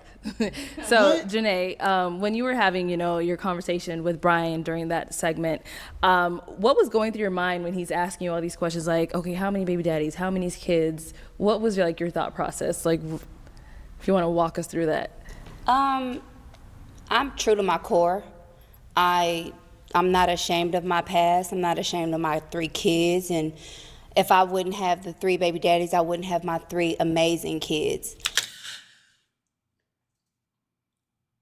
I think the reason why I'm not really feeling what she's even though she hasn't said nothing, it's the fact that now I put 2 and 2 together that this is the lady that has 3 children with 3 different men, and she was just the main defense for the girl being a stripper and living that stripper lifestyle, and she was the main one defending it.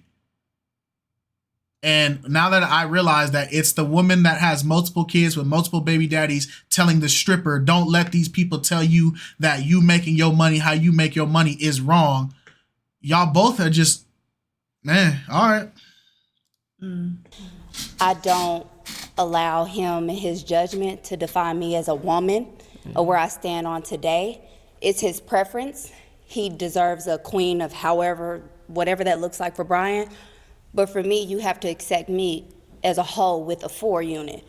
So it's either, are you even equipped to hold down this 4 fort?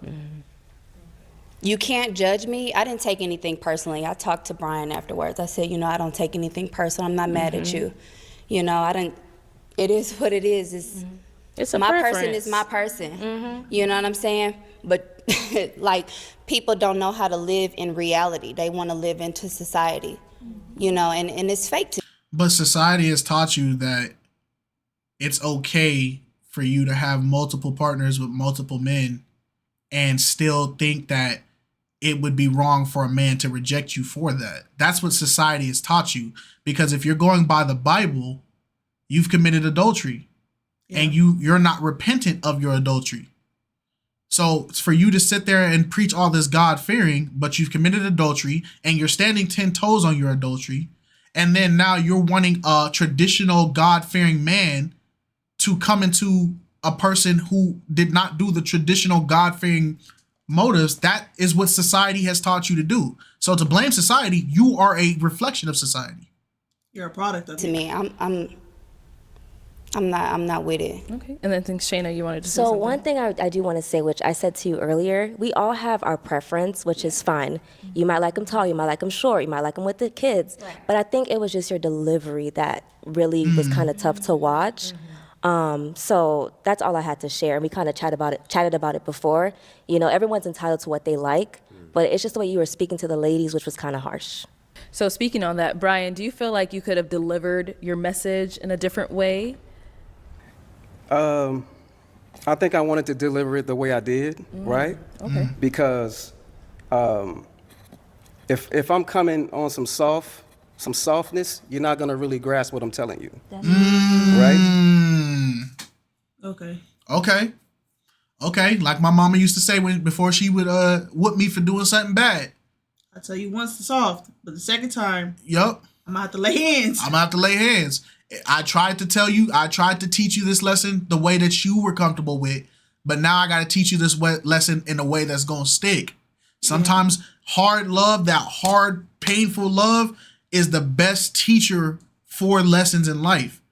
So we can't be, if you're over here murdering people, I'm not going up to a murderer going, I just feel like you just need to, like, maybe killing isn't the thing we need to, you get what I'm saying? Like, put the knife, that's not how I do it. You walk in a room, dude killing somebody, hey, drop the knife, you're doing this, you're going wrong. If you don't stop killing people, we gonna take you down. That's how you gotta do it. Sometimes harsh truth gotta be hard. And the thing about accountability is you want me to deliver it the way you want to hear it. Nah, the truth hurts. The truth hurts. You got to be able to embrace that. We as men, we embrace accountability. And women have to do the same exact thing and not get angry accountability. I'm and not angry. feel like men are aggressive when they're delivering what they're trying to say. Like, no, I wasn't disrespectful on the show, right? And maybe I could have delivered it a little bit softer. But that's not the route that I chose. You wanted to say something? Brother, the way you've been talking. Hold on 1 second. James is going to go. I wanted to say something about that. I understand both sides. You know what I mean? Like, for me, I don't care if a female has a starting lineup. You know what I mean? Like, I've dated girls that have multiple kids, and I think that men think one of two ways. One is like, okay, you made horrible decisions. And then the other downfall could be, these are extra mouths to feed or bills, and for me, he's not wrong. Yeah, he's not wrong. No, I get what James is saying. The whole women take accountability thing. No, I'm sorry. They don't. We don't. And I'm saying it flat out as a woman. I didn't learn how to start taking accountability for things until I got married. Because for some reason, the world or society has princessed women for so long. It's okay, but it don't matter. She's a woman. She's a girl. You gotta let her do whatever she wants. You gotta let her say whatever she feels. This, blah, blah, blah. No, sometimes you need to take accountability for the things that you say and do. And your actions and how you treat people. Same thing with men. You can't hold men to the same standard that you're not willing to hold yourself at. You can't do that. You want somebody to respect you when you're talking, give the same respect when they're speaking. You want somebody to really respect what you're saying, let your actions be your forefront and not your words. Nobody can respect you if you're not showing nobody anything to respect. I feel like it's always the tit for tat. It's always men do this, women do that. Everybody needs to take accountability for everything that they say and do, because at the end of the day, it's a choice on whether you do it or not. So if you chose, God willing, when God wakes you up, if you choose to get out of the bed after he wakes you up for the day and start your day and be productive, that's what you chose to do. But if you chose to lay in the bed after he woke you up and you don't want to do nothing for the day, That's also what you chose to do, so you can't be mad. Okay, talk your talk. Me, I love kids. You know, like, I'm a kids person, so I don't mind dating a woman that has kids. So that's all I wanted to say is, like... Can I say something?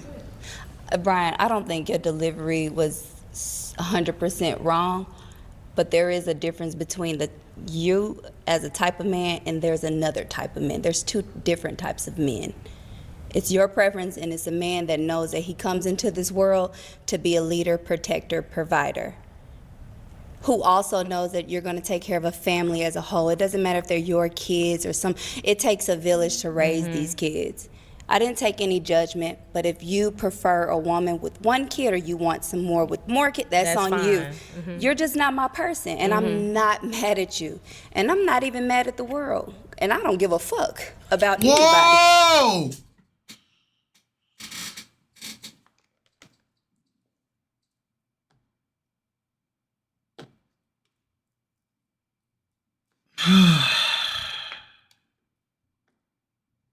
It's sometimes people let their pride and their ego be the forefront, and they gotta, make it well known that they say what they mean, and they mean what they say, even though This is why so many people look at people who practice religion or who are quote unquote believers and stuff, and they call us hypocrites, and they don't want to be like us, because you can't even tell the difference no more. No. You're supposed to be not of this world, but you can't even tell the difference between a believer and a sinner nowadays, because the believers are doing everything and operating just point blank how the sinner is operating, and that's why so many people fall away.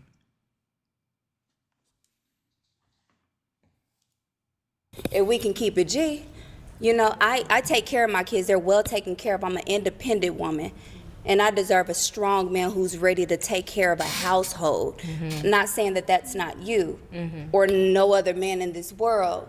Everybody got their own opinion, and I respect you 100%. But you're asking for a strong man to come in and take up and carry the burdens of a household that he did not build and that he didn't even have the pleasures of creating. Imagine a guy walking in, he buys a home, and he opens the door, and there's a whole nother family living in the home, running the electricity, eating up the food and all that, and somebody comes in with a bill and goes, "Congratulations, this is yours."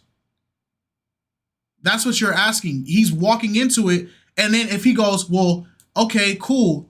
Well, it's fine. I don't matter. I can carry all these people.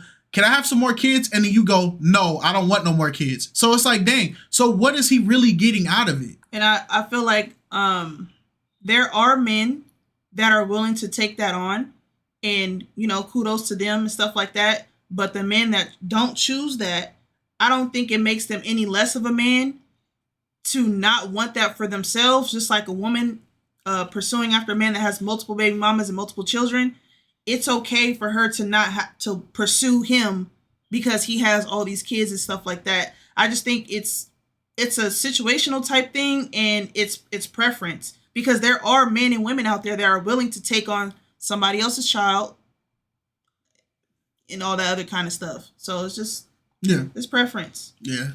And it is what it is. And let me, hold on, wait, hold on. And I respect that, I appreciate that, right? There's gonna be a special type of man that's gonna come in and take care of you and your unit.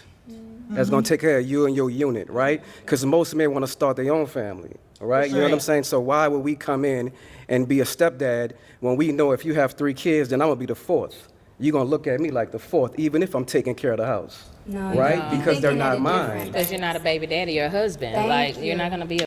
No, because a big reason why people divorce now, and there's a statistic of it, I'm not going to pull it up, but there is a statistic that you guys can look. A lot of men, in their reasoning for why they give a divorce, was they felt like they weren't receiving the adequate love to justify the marriage. Yep. And a partial reason was the woman was putting the children first. The women are always going to put the children first, naturally. But it's a different feeling when you're putting my child before me, so I understand it, versus you're putting your other child of another man before me. And at the end of the day, it is your job as a woman to always cater and nurture to your children. Right. So we're not saying you shouldn't do that, but we're saying that feeling is going to be there, and it's not going to be towards my offspring. It's going to be towards this guy's offspring. But now he gets the loving, nurturing care of having his children have a mother, and then I have to support her while she supports them. But that guy doesn't have to do anything. He's gone out the picture now. And sometimes, or a lot of times, kids see that. Kids see the amount of respect that you're willing to give towards your significant other, and it trickles down into, I ain't got to listen to you. You're not my daddy. You're not my real dad. Yep. Type stuff. Yep. It happens all the time. It happens. You're the head of household. It's a different. I understand that, but I'm not their real father, right? So I'm not their biological father, right? So, and things come with that, right? It comes with, you may feel like, I'm not raising your sons right. Or you can't. I'm going to dead this right now. I had a baby daddy that told me in front of my child, I am not his daddy. That don't dead nothing. If anything, that is supporting his argument. He's not the real father. Daddy that told me in front of my child, I am not his daddy. I don't need a nigga like that. And I said nigga. You don't want one. Oh my God. I need a man who knows who's going to come into a whole house. He's going to take mine as his. He's going to take me as his partner. It's one, honey. When you find a wife, you find a good thing. I'm not living into society or social media. This show, and I appreciate you guys, because this is real life. Mm-hmm. You show me the real deal. Mm-hmm. You know what I'm saying? No, we do not know what you're saying. Because what you're saying makes no sense. It makes no sense. You're trying to convince a single man that you're basically putting on a pedestal that if they don't want to take on all your children, that's not a man. Yeah. If I don't want to take on you and your 3 children and there are 2 fathers who are missing, I'm not a man. I got to be a manly man to come and take care of your kids and your responsibilities. Yeah. And I can understand. See, the problem with this and a lot of situations like this is that a lot of people probably wouldn't agree with it or like it because the same thing how people were saying, like Zola kept projecting and putting her own assumptions onto people because of her insecurities or flaws or whatever.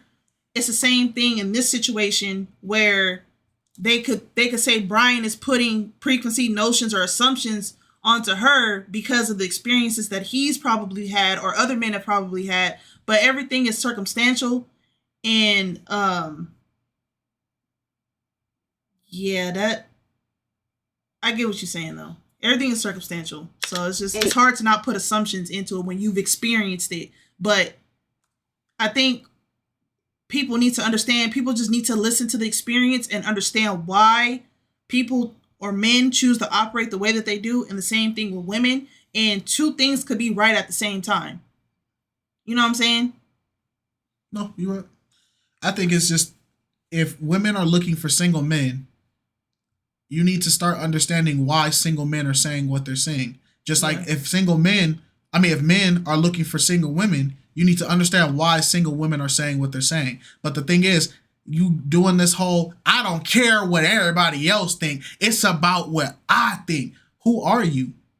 That's the thing you need to understand. In the dating market, who are you? Your pride can make you be lonely for the rest of your life if you talk like that. Yeah, because who are you?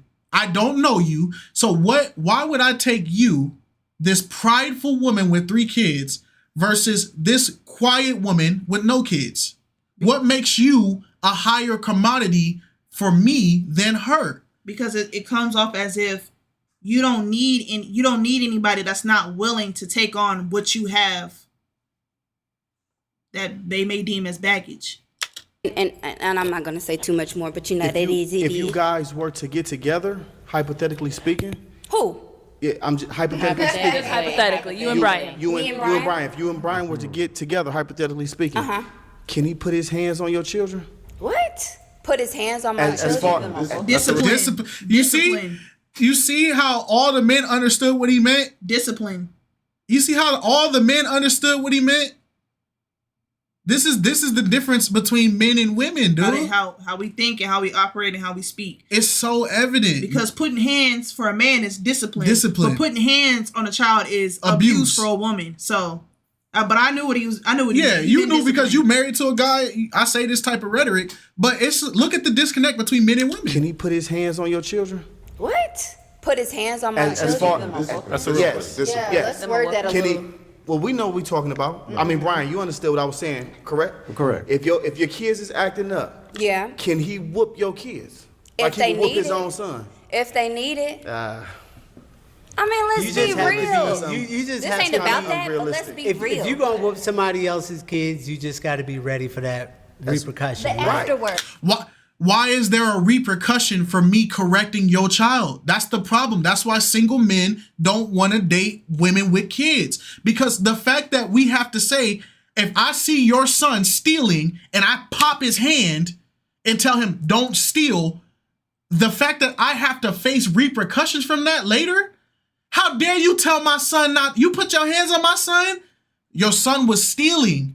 You don't have no right. Nobody gonna put their hands on my son. So was I supposed to let your son go to jail? That's why the children don't respect the second parent. That part. That's why they don't respect them. And it's like, I understand that if you've been a single mother this whole time and you finally let a man into your life and they discipline your child, it may be hard for you to accept that, but because you haven't had that help this whole time. But it's kind of like, it's frustrating for a man to have to come into a relationship, be the provider, the protector, the leader. But you can't correct nobody. But you can't correct anybody in the unit to keep it afloat, to keep it structured, to keep it balanced.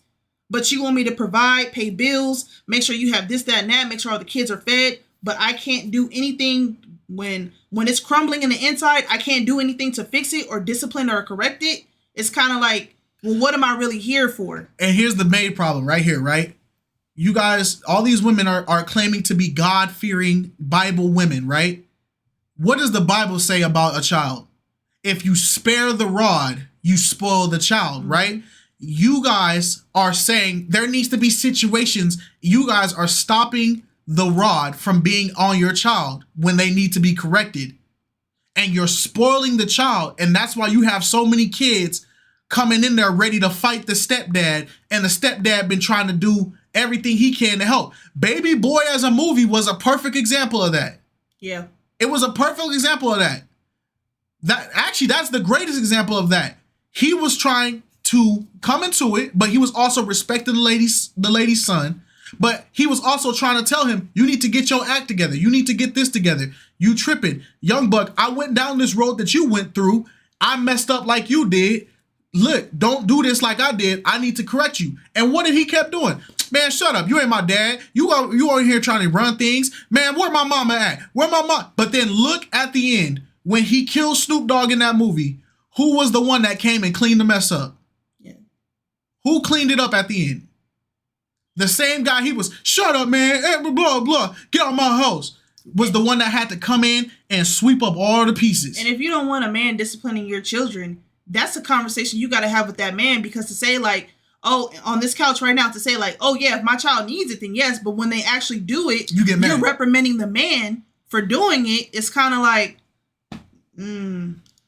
Exactly. What You comes feel after me? that? Because as a father, nobody's going to whoop my kids. Exactly. But if barely whoop I my am the kids. step parent of somebody else's kids, I'm a whoop them. But you're not And gonna I whoop 'em for understand nothing. that's can't whoop your double. kids, but no, it's different because ways to I'm discipline ready to kids. fight Thank for you. mine. Whooping them. Thank I'm you. ready I to got fight. This is why it is dangerous to have children outside of marriage. Because listen, he just said what he said was hypocritical.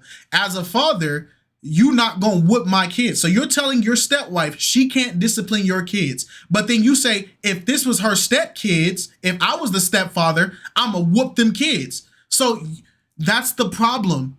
You want hypocritical standards. and you're not treating, when you get into a relationship or a marriage with somebody and they already have kids, you should, and you are supposed to treat those kids as if they are your own. So if you are not whooping your own children, why would you go ahead and whoop hers? Yeah. if she's the mother, if you marry her, she's the mother, and she whoops your kid, you supposed to be the father and support her decision. Why did she whoop your kid? But to sit there and say, you can't touch my kids, but I can touch your kids, that's hypocritical. That's crazy. 5-year-old, my son has never had a whooping. Like, Brian, I've been hearing you talk since we've been here all day. Like, your demeanor hasn't changed.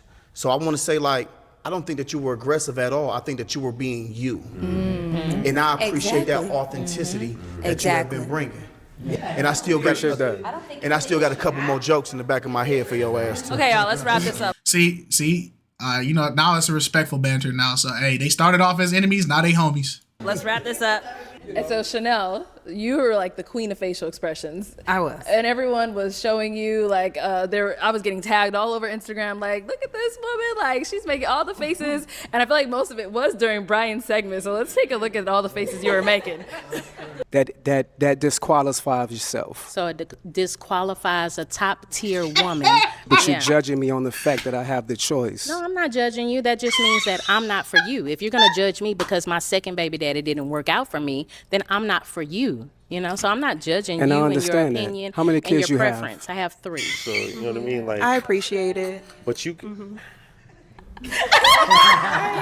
She said period. So it's like when the mic was in front of you, you didn't say too much, but like your face was speaking for you. I didn't even know the camera was on me. Oh yeah. You know, because the way you guys are very strategic in the way you set it up, so I thought the cameras was focusing on them. So I was just sitting on the side like, I had no idea they had everything on there. But that's just that me is in general. Funny. But it was a little shocking. Like Brian came out, like some people were saying in the comments, like swinging, like and everybody. I don't have any kids, so and also I was thinking like I wish he asked me some questions because I'm gonna get them. But it didn't come back to that. It didn't circle back. But okay. And then just to go ahead and wrap up Brian's segment, you are writing a book. Yes. Or you actually wrote a book already. So is it finished? Yes. Congratulations. Congrats. Let's go Perfect ahead. match. Perfect match. 7 keys to pop your balloon and find love. You can find it on Amazon for a pre-order, or you can find it on my website at perfectmatchbook.com. That man wrote a book that fast. I'm not even mad at it. I'm curious on what he said in there. I'm low-key curious. Somebody give me that book. Somebody ship it to me. I'll put the P.O. box in. But what is 7 keys? What do you mean 7 keys to? 7 advices, 7 keys, 7 tips, right? 7 motivations, to be able to pop your balloon like you did for me, right? Or find love like you did for Reggie. You see what I'm saying? So that's pretty much what it is. What are 3? What are the 7 keys? You gotta buy the book. You gotta read the book. Buy the book. What the heck? Buy the book. Look, see how everybody try to get it free? What are the keys? If I tell you all the keys right now, then what the freak was the point of me having the book? No spoiler alert. Buy the book. You were on our very first podcast that me and BM did, and we did talk a little bit about it. So let's take a little glimpse at that. But you definitely want to pick this up right here. This is going to make a lot of perfect matches. It's going to save people a lot of time. Not BM laughing. Right. And this is definitely something that you want in your book collection. This is for all the readers. So Brian, you said that this book is going to get people a lot of matches. Right. And then some of the comments during that podcast said, how is Brian writing a book about matches when he didn't even get one? Right, and I saw that. Right, and I saw that. But, every shot you take, you're not going to make, right? But at the same time, there's humility in the journey, right? So I wrote the book so you can be able to take a different route or take a different approach than what I did so you won't get popped or for you to get chosen, right? So just because I didn't get a match, it doesn't mean I'm not going to find a match, right? So my old lady somewhere might be somewhere else. I don't know. She might not be on the show. She might be watching the show. She might. One thing that people is very interesting way to look at it. Just because he didn't get matched on a basketball court, there are athletes that they have all the fundamentals down. They know how to dribble. They know how to do this. They know how to block. They know how to not foul. They know all this thing, right? But then you look at Dennis Rodman. Everybody thinks, basketball, the key to it is the shot. Dennis Rodman had a superstar career off of just the rebounds. Just getting the ball when it come down. I think he didn't have that many points. I think there was a season he didn't have any points. but he was a starter and he was a star player, and he got so many awards off of just getting rebounds, blocking shots, getting assists. So it's like, just because he didn't make the shot don't mean he don't know the sport. Right. Might be waiting for me to come get her, wherever she might be. She might be right? overseas. It might be, you know, I might be a passport bro. Right? Because our black American women tripping around here. I'm gonna keep it real with you. Y'all tripping, you dig? Y'all tripping. Take accountability. Don't have us go abroad and find somebody else that's of a different ethnicity when you right here at home. Please don't do that. They're not making it back from home. I'll be careful out there, because some people out there getting burned going across seas. Mm-hmm. I mean, that is, I guess it's true.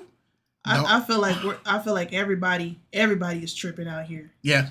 I agree. I agree 100%. Everybody tripping. From over there. I like that nigga, man. So is anybody here picking up Brian's book? Y'all picking I'm up gonna the buy book? it. Okay.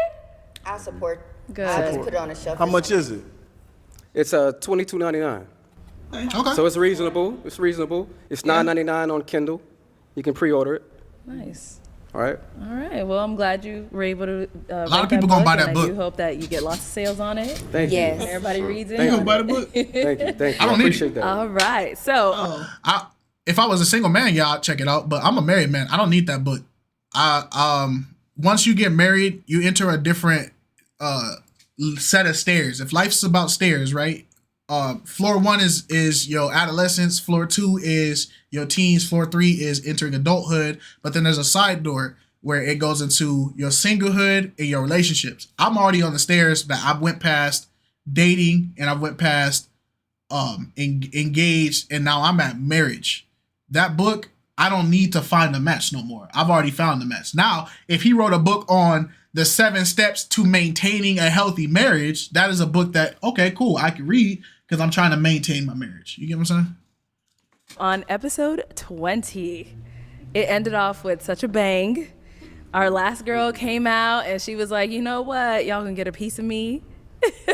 So let's go ahead and take a look at Dorian's journey. Spots on your stain on your little dress. I was in the back drunk, so whatever. Oh, yeah. You feel me? It's fine. It's a $300 dress. Sorry, I didn't mean to. It's the $300 dress. My bad. I got a little makeup on it. And I popped my balloon because you came out a little aggressive. You feel me? I like femininity. I'm not saying you not feminine, but your demeanor, maybe it's the liquor. You feel me? But no, I just don't think I would like to be out on a nice dinner date or skydiving with somebody that wears pearls. So I don't like the pants. I'm gonna be honest. I think that since you're light skinned, you should have wore something a little bit more. Less olive. But Less olive.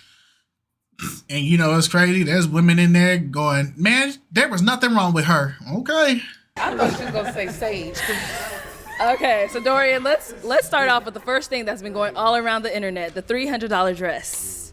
Yeah, if you know me, I love cocktail dresses. My favorite place to shop is House of CB, Opoly, any UK brand.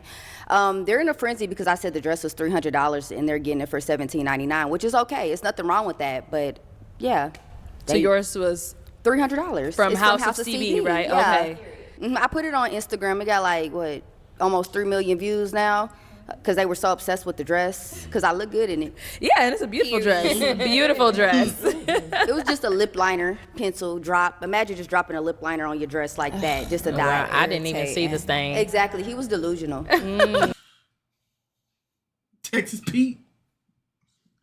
Calling him delusional when he saw it is crazy. Because my thing is it delusion, the fact that he saw it? Or is it delusion that the fact that not only did he see it, you also co-signed and said, oh, this is the reason for it. He wasn't delusional. It's what he saw. Come on now, take accountability. You was drunk. You dropped something on your dress. He saw it. It's not delusion. That part. Okay. And now there was a part, I think it was when you were talking to the second guy, Ryan, when you were talking to Ryan, and he started saying a statement about how you had an unwelcoming demeanor, and you said, we all know why. Why? If you want to explain that. So I'm not going to say too much. I'm going to tiptoe around my words with that because I do have a nice job. But if you look at Ryan's... See, you're not even being genuine. You're not even being genuine. So you're saying you can't tell us the reason why you have a bad demeanor towards people because you want to keep your job? That says a lot about you as a person. YouTube, you look at his pictures on his Instagram, you look at his exes. Ryan just looks like he brings green bean casserole to the barbecue. And that's exactly what I meant when I said that. Shout out to Ryan. I seen your YouTube video. I seen what you said about you want to figure out where I'm from and how my parents are. They're great people. They raised me to stand up for myself. All right. You trying to say he attracted to a little bit of Caucasus, but then look how many of you black women rejected him because he was light skinned. Yeah. So if we gonna go blow for blow, let's talk about how y'all rejected a lot of men because they're light skinned. But you want to shame him because he has white girlfriends or Hispanic girlfriends or Asian girlfriends. So he's going for other nationalities, but he getting shamed in his own race for being light skinned. Oh, okay. You feel what I'm saying? Now I get why she said. Well, we know why. Yeah, I get it. But that makes it worse because it comes off as if he can't handle the approach of a black woman because black women come off aggressive. Yeah, so now you just made it worse. Yeah, you just championed aggression in black women. Oh my God. See, we do it to ourselves. You guys are colorists, and now you guys are saying that she just allowed black women to get championed as being aggressive. Aggressive demeanors is a black woman thing now. So all you people that are supporting what he's saying, what she's saying, that's what she just said. She just championed the demeanor of being rude and mean to a black woman thing because he only goes with white women. That's why he like gentle demeanors. Which that ain't. That's not true at all. I don't think that's any of our business whether he dates black women or not. It's just that's the truth of the matter because the Indianapolis gentleman next to him said the same thing. Right. So what's his excuse? Okay.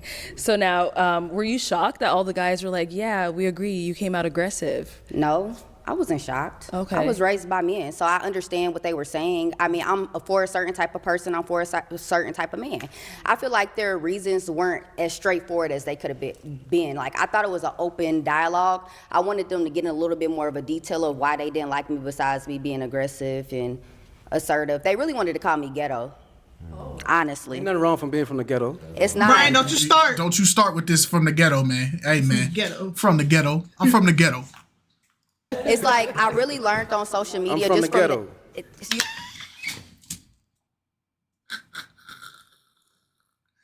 My stomach hurt. I can't.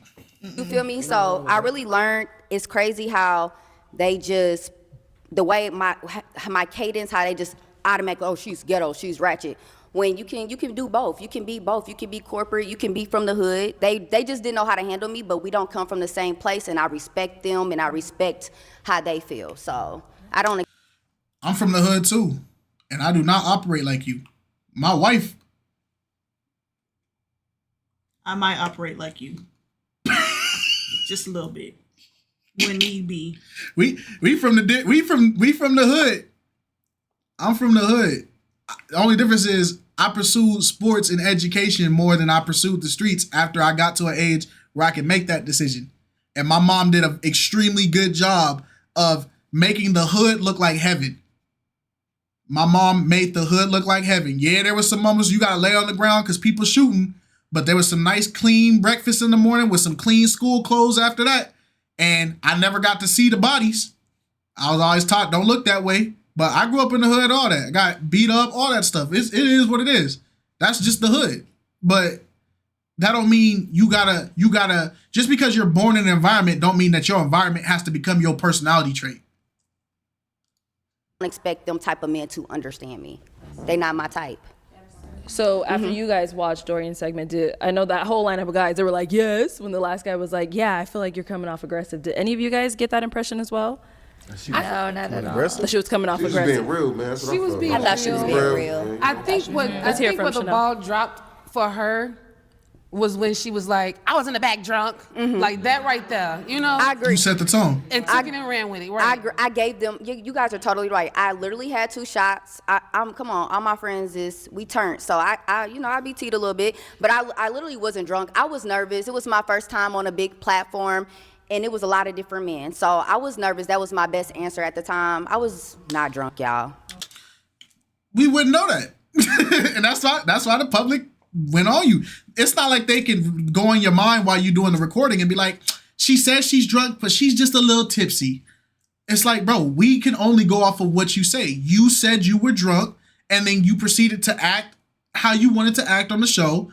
So now all people know is she says she's drunk, so this is how she's acting. Yeah. Okay.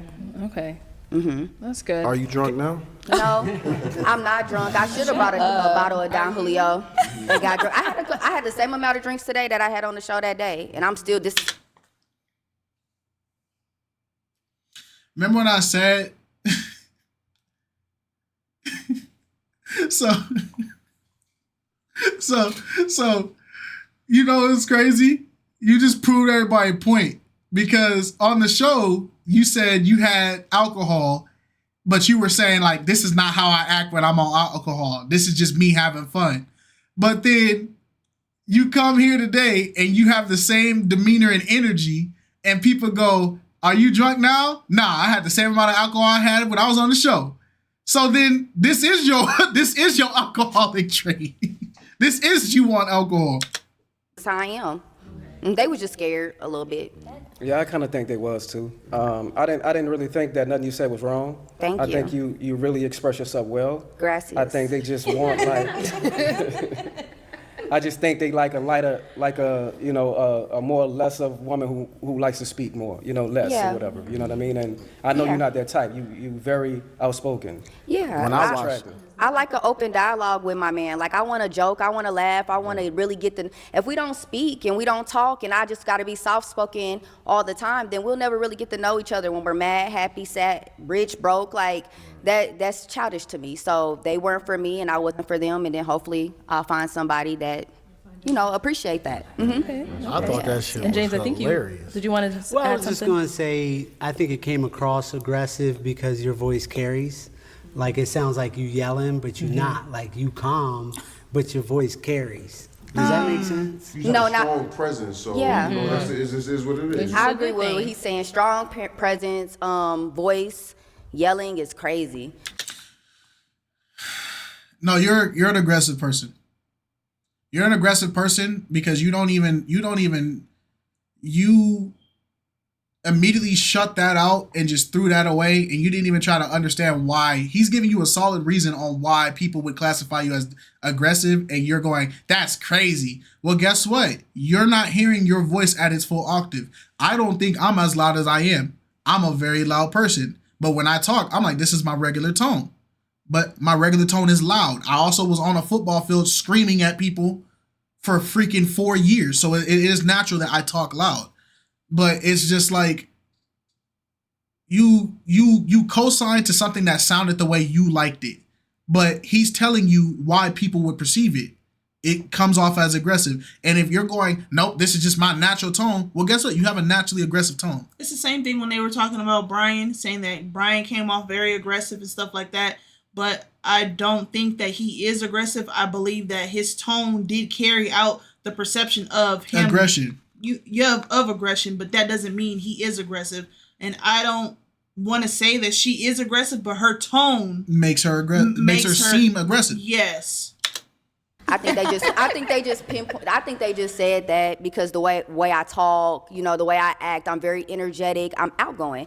So that's your opinion, but I don't think I was yelling. I was talking in the same voice. People say that you're yelling when you disagree with them, and every. James wasn't disagreeing with her though, so what's the excuse for that? Well, she just saying in general, I think. Yeah, but I'm saying if we having a conversation and we're addressing the yelling claim came from somebody who wasn't disagreeing with her. So that statement doesn't work.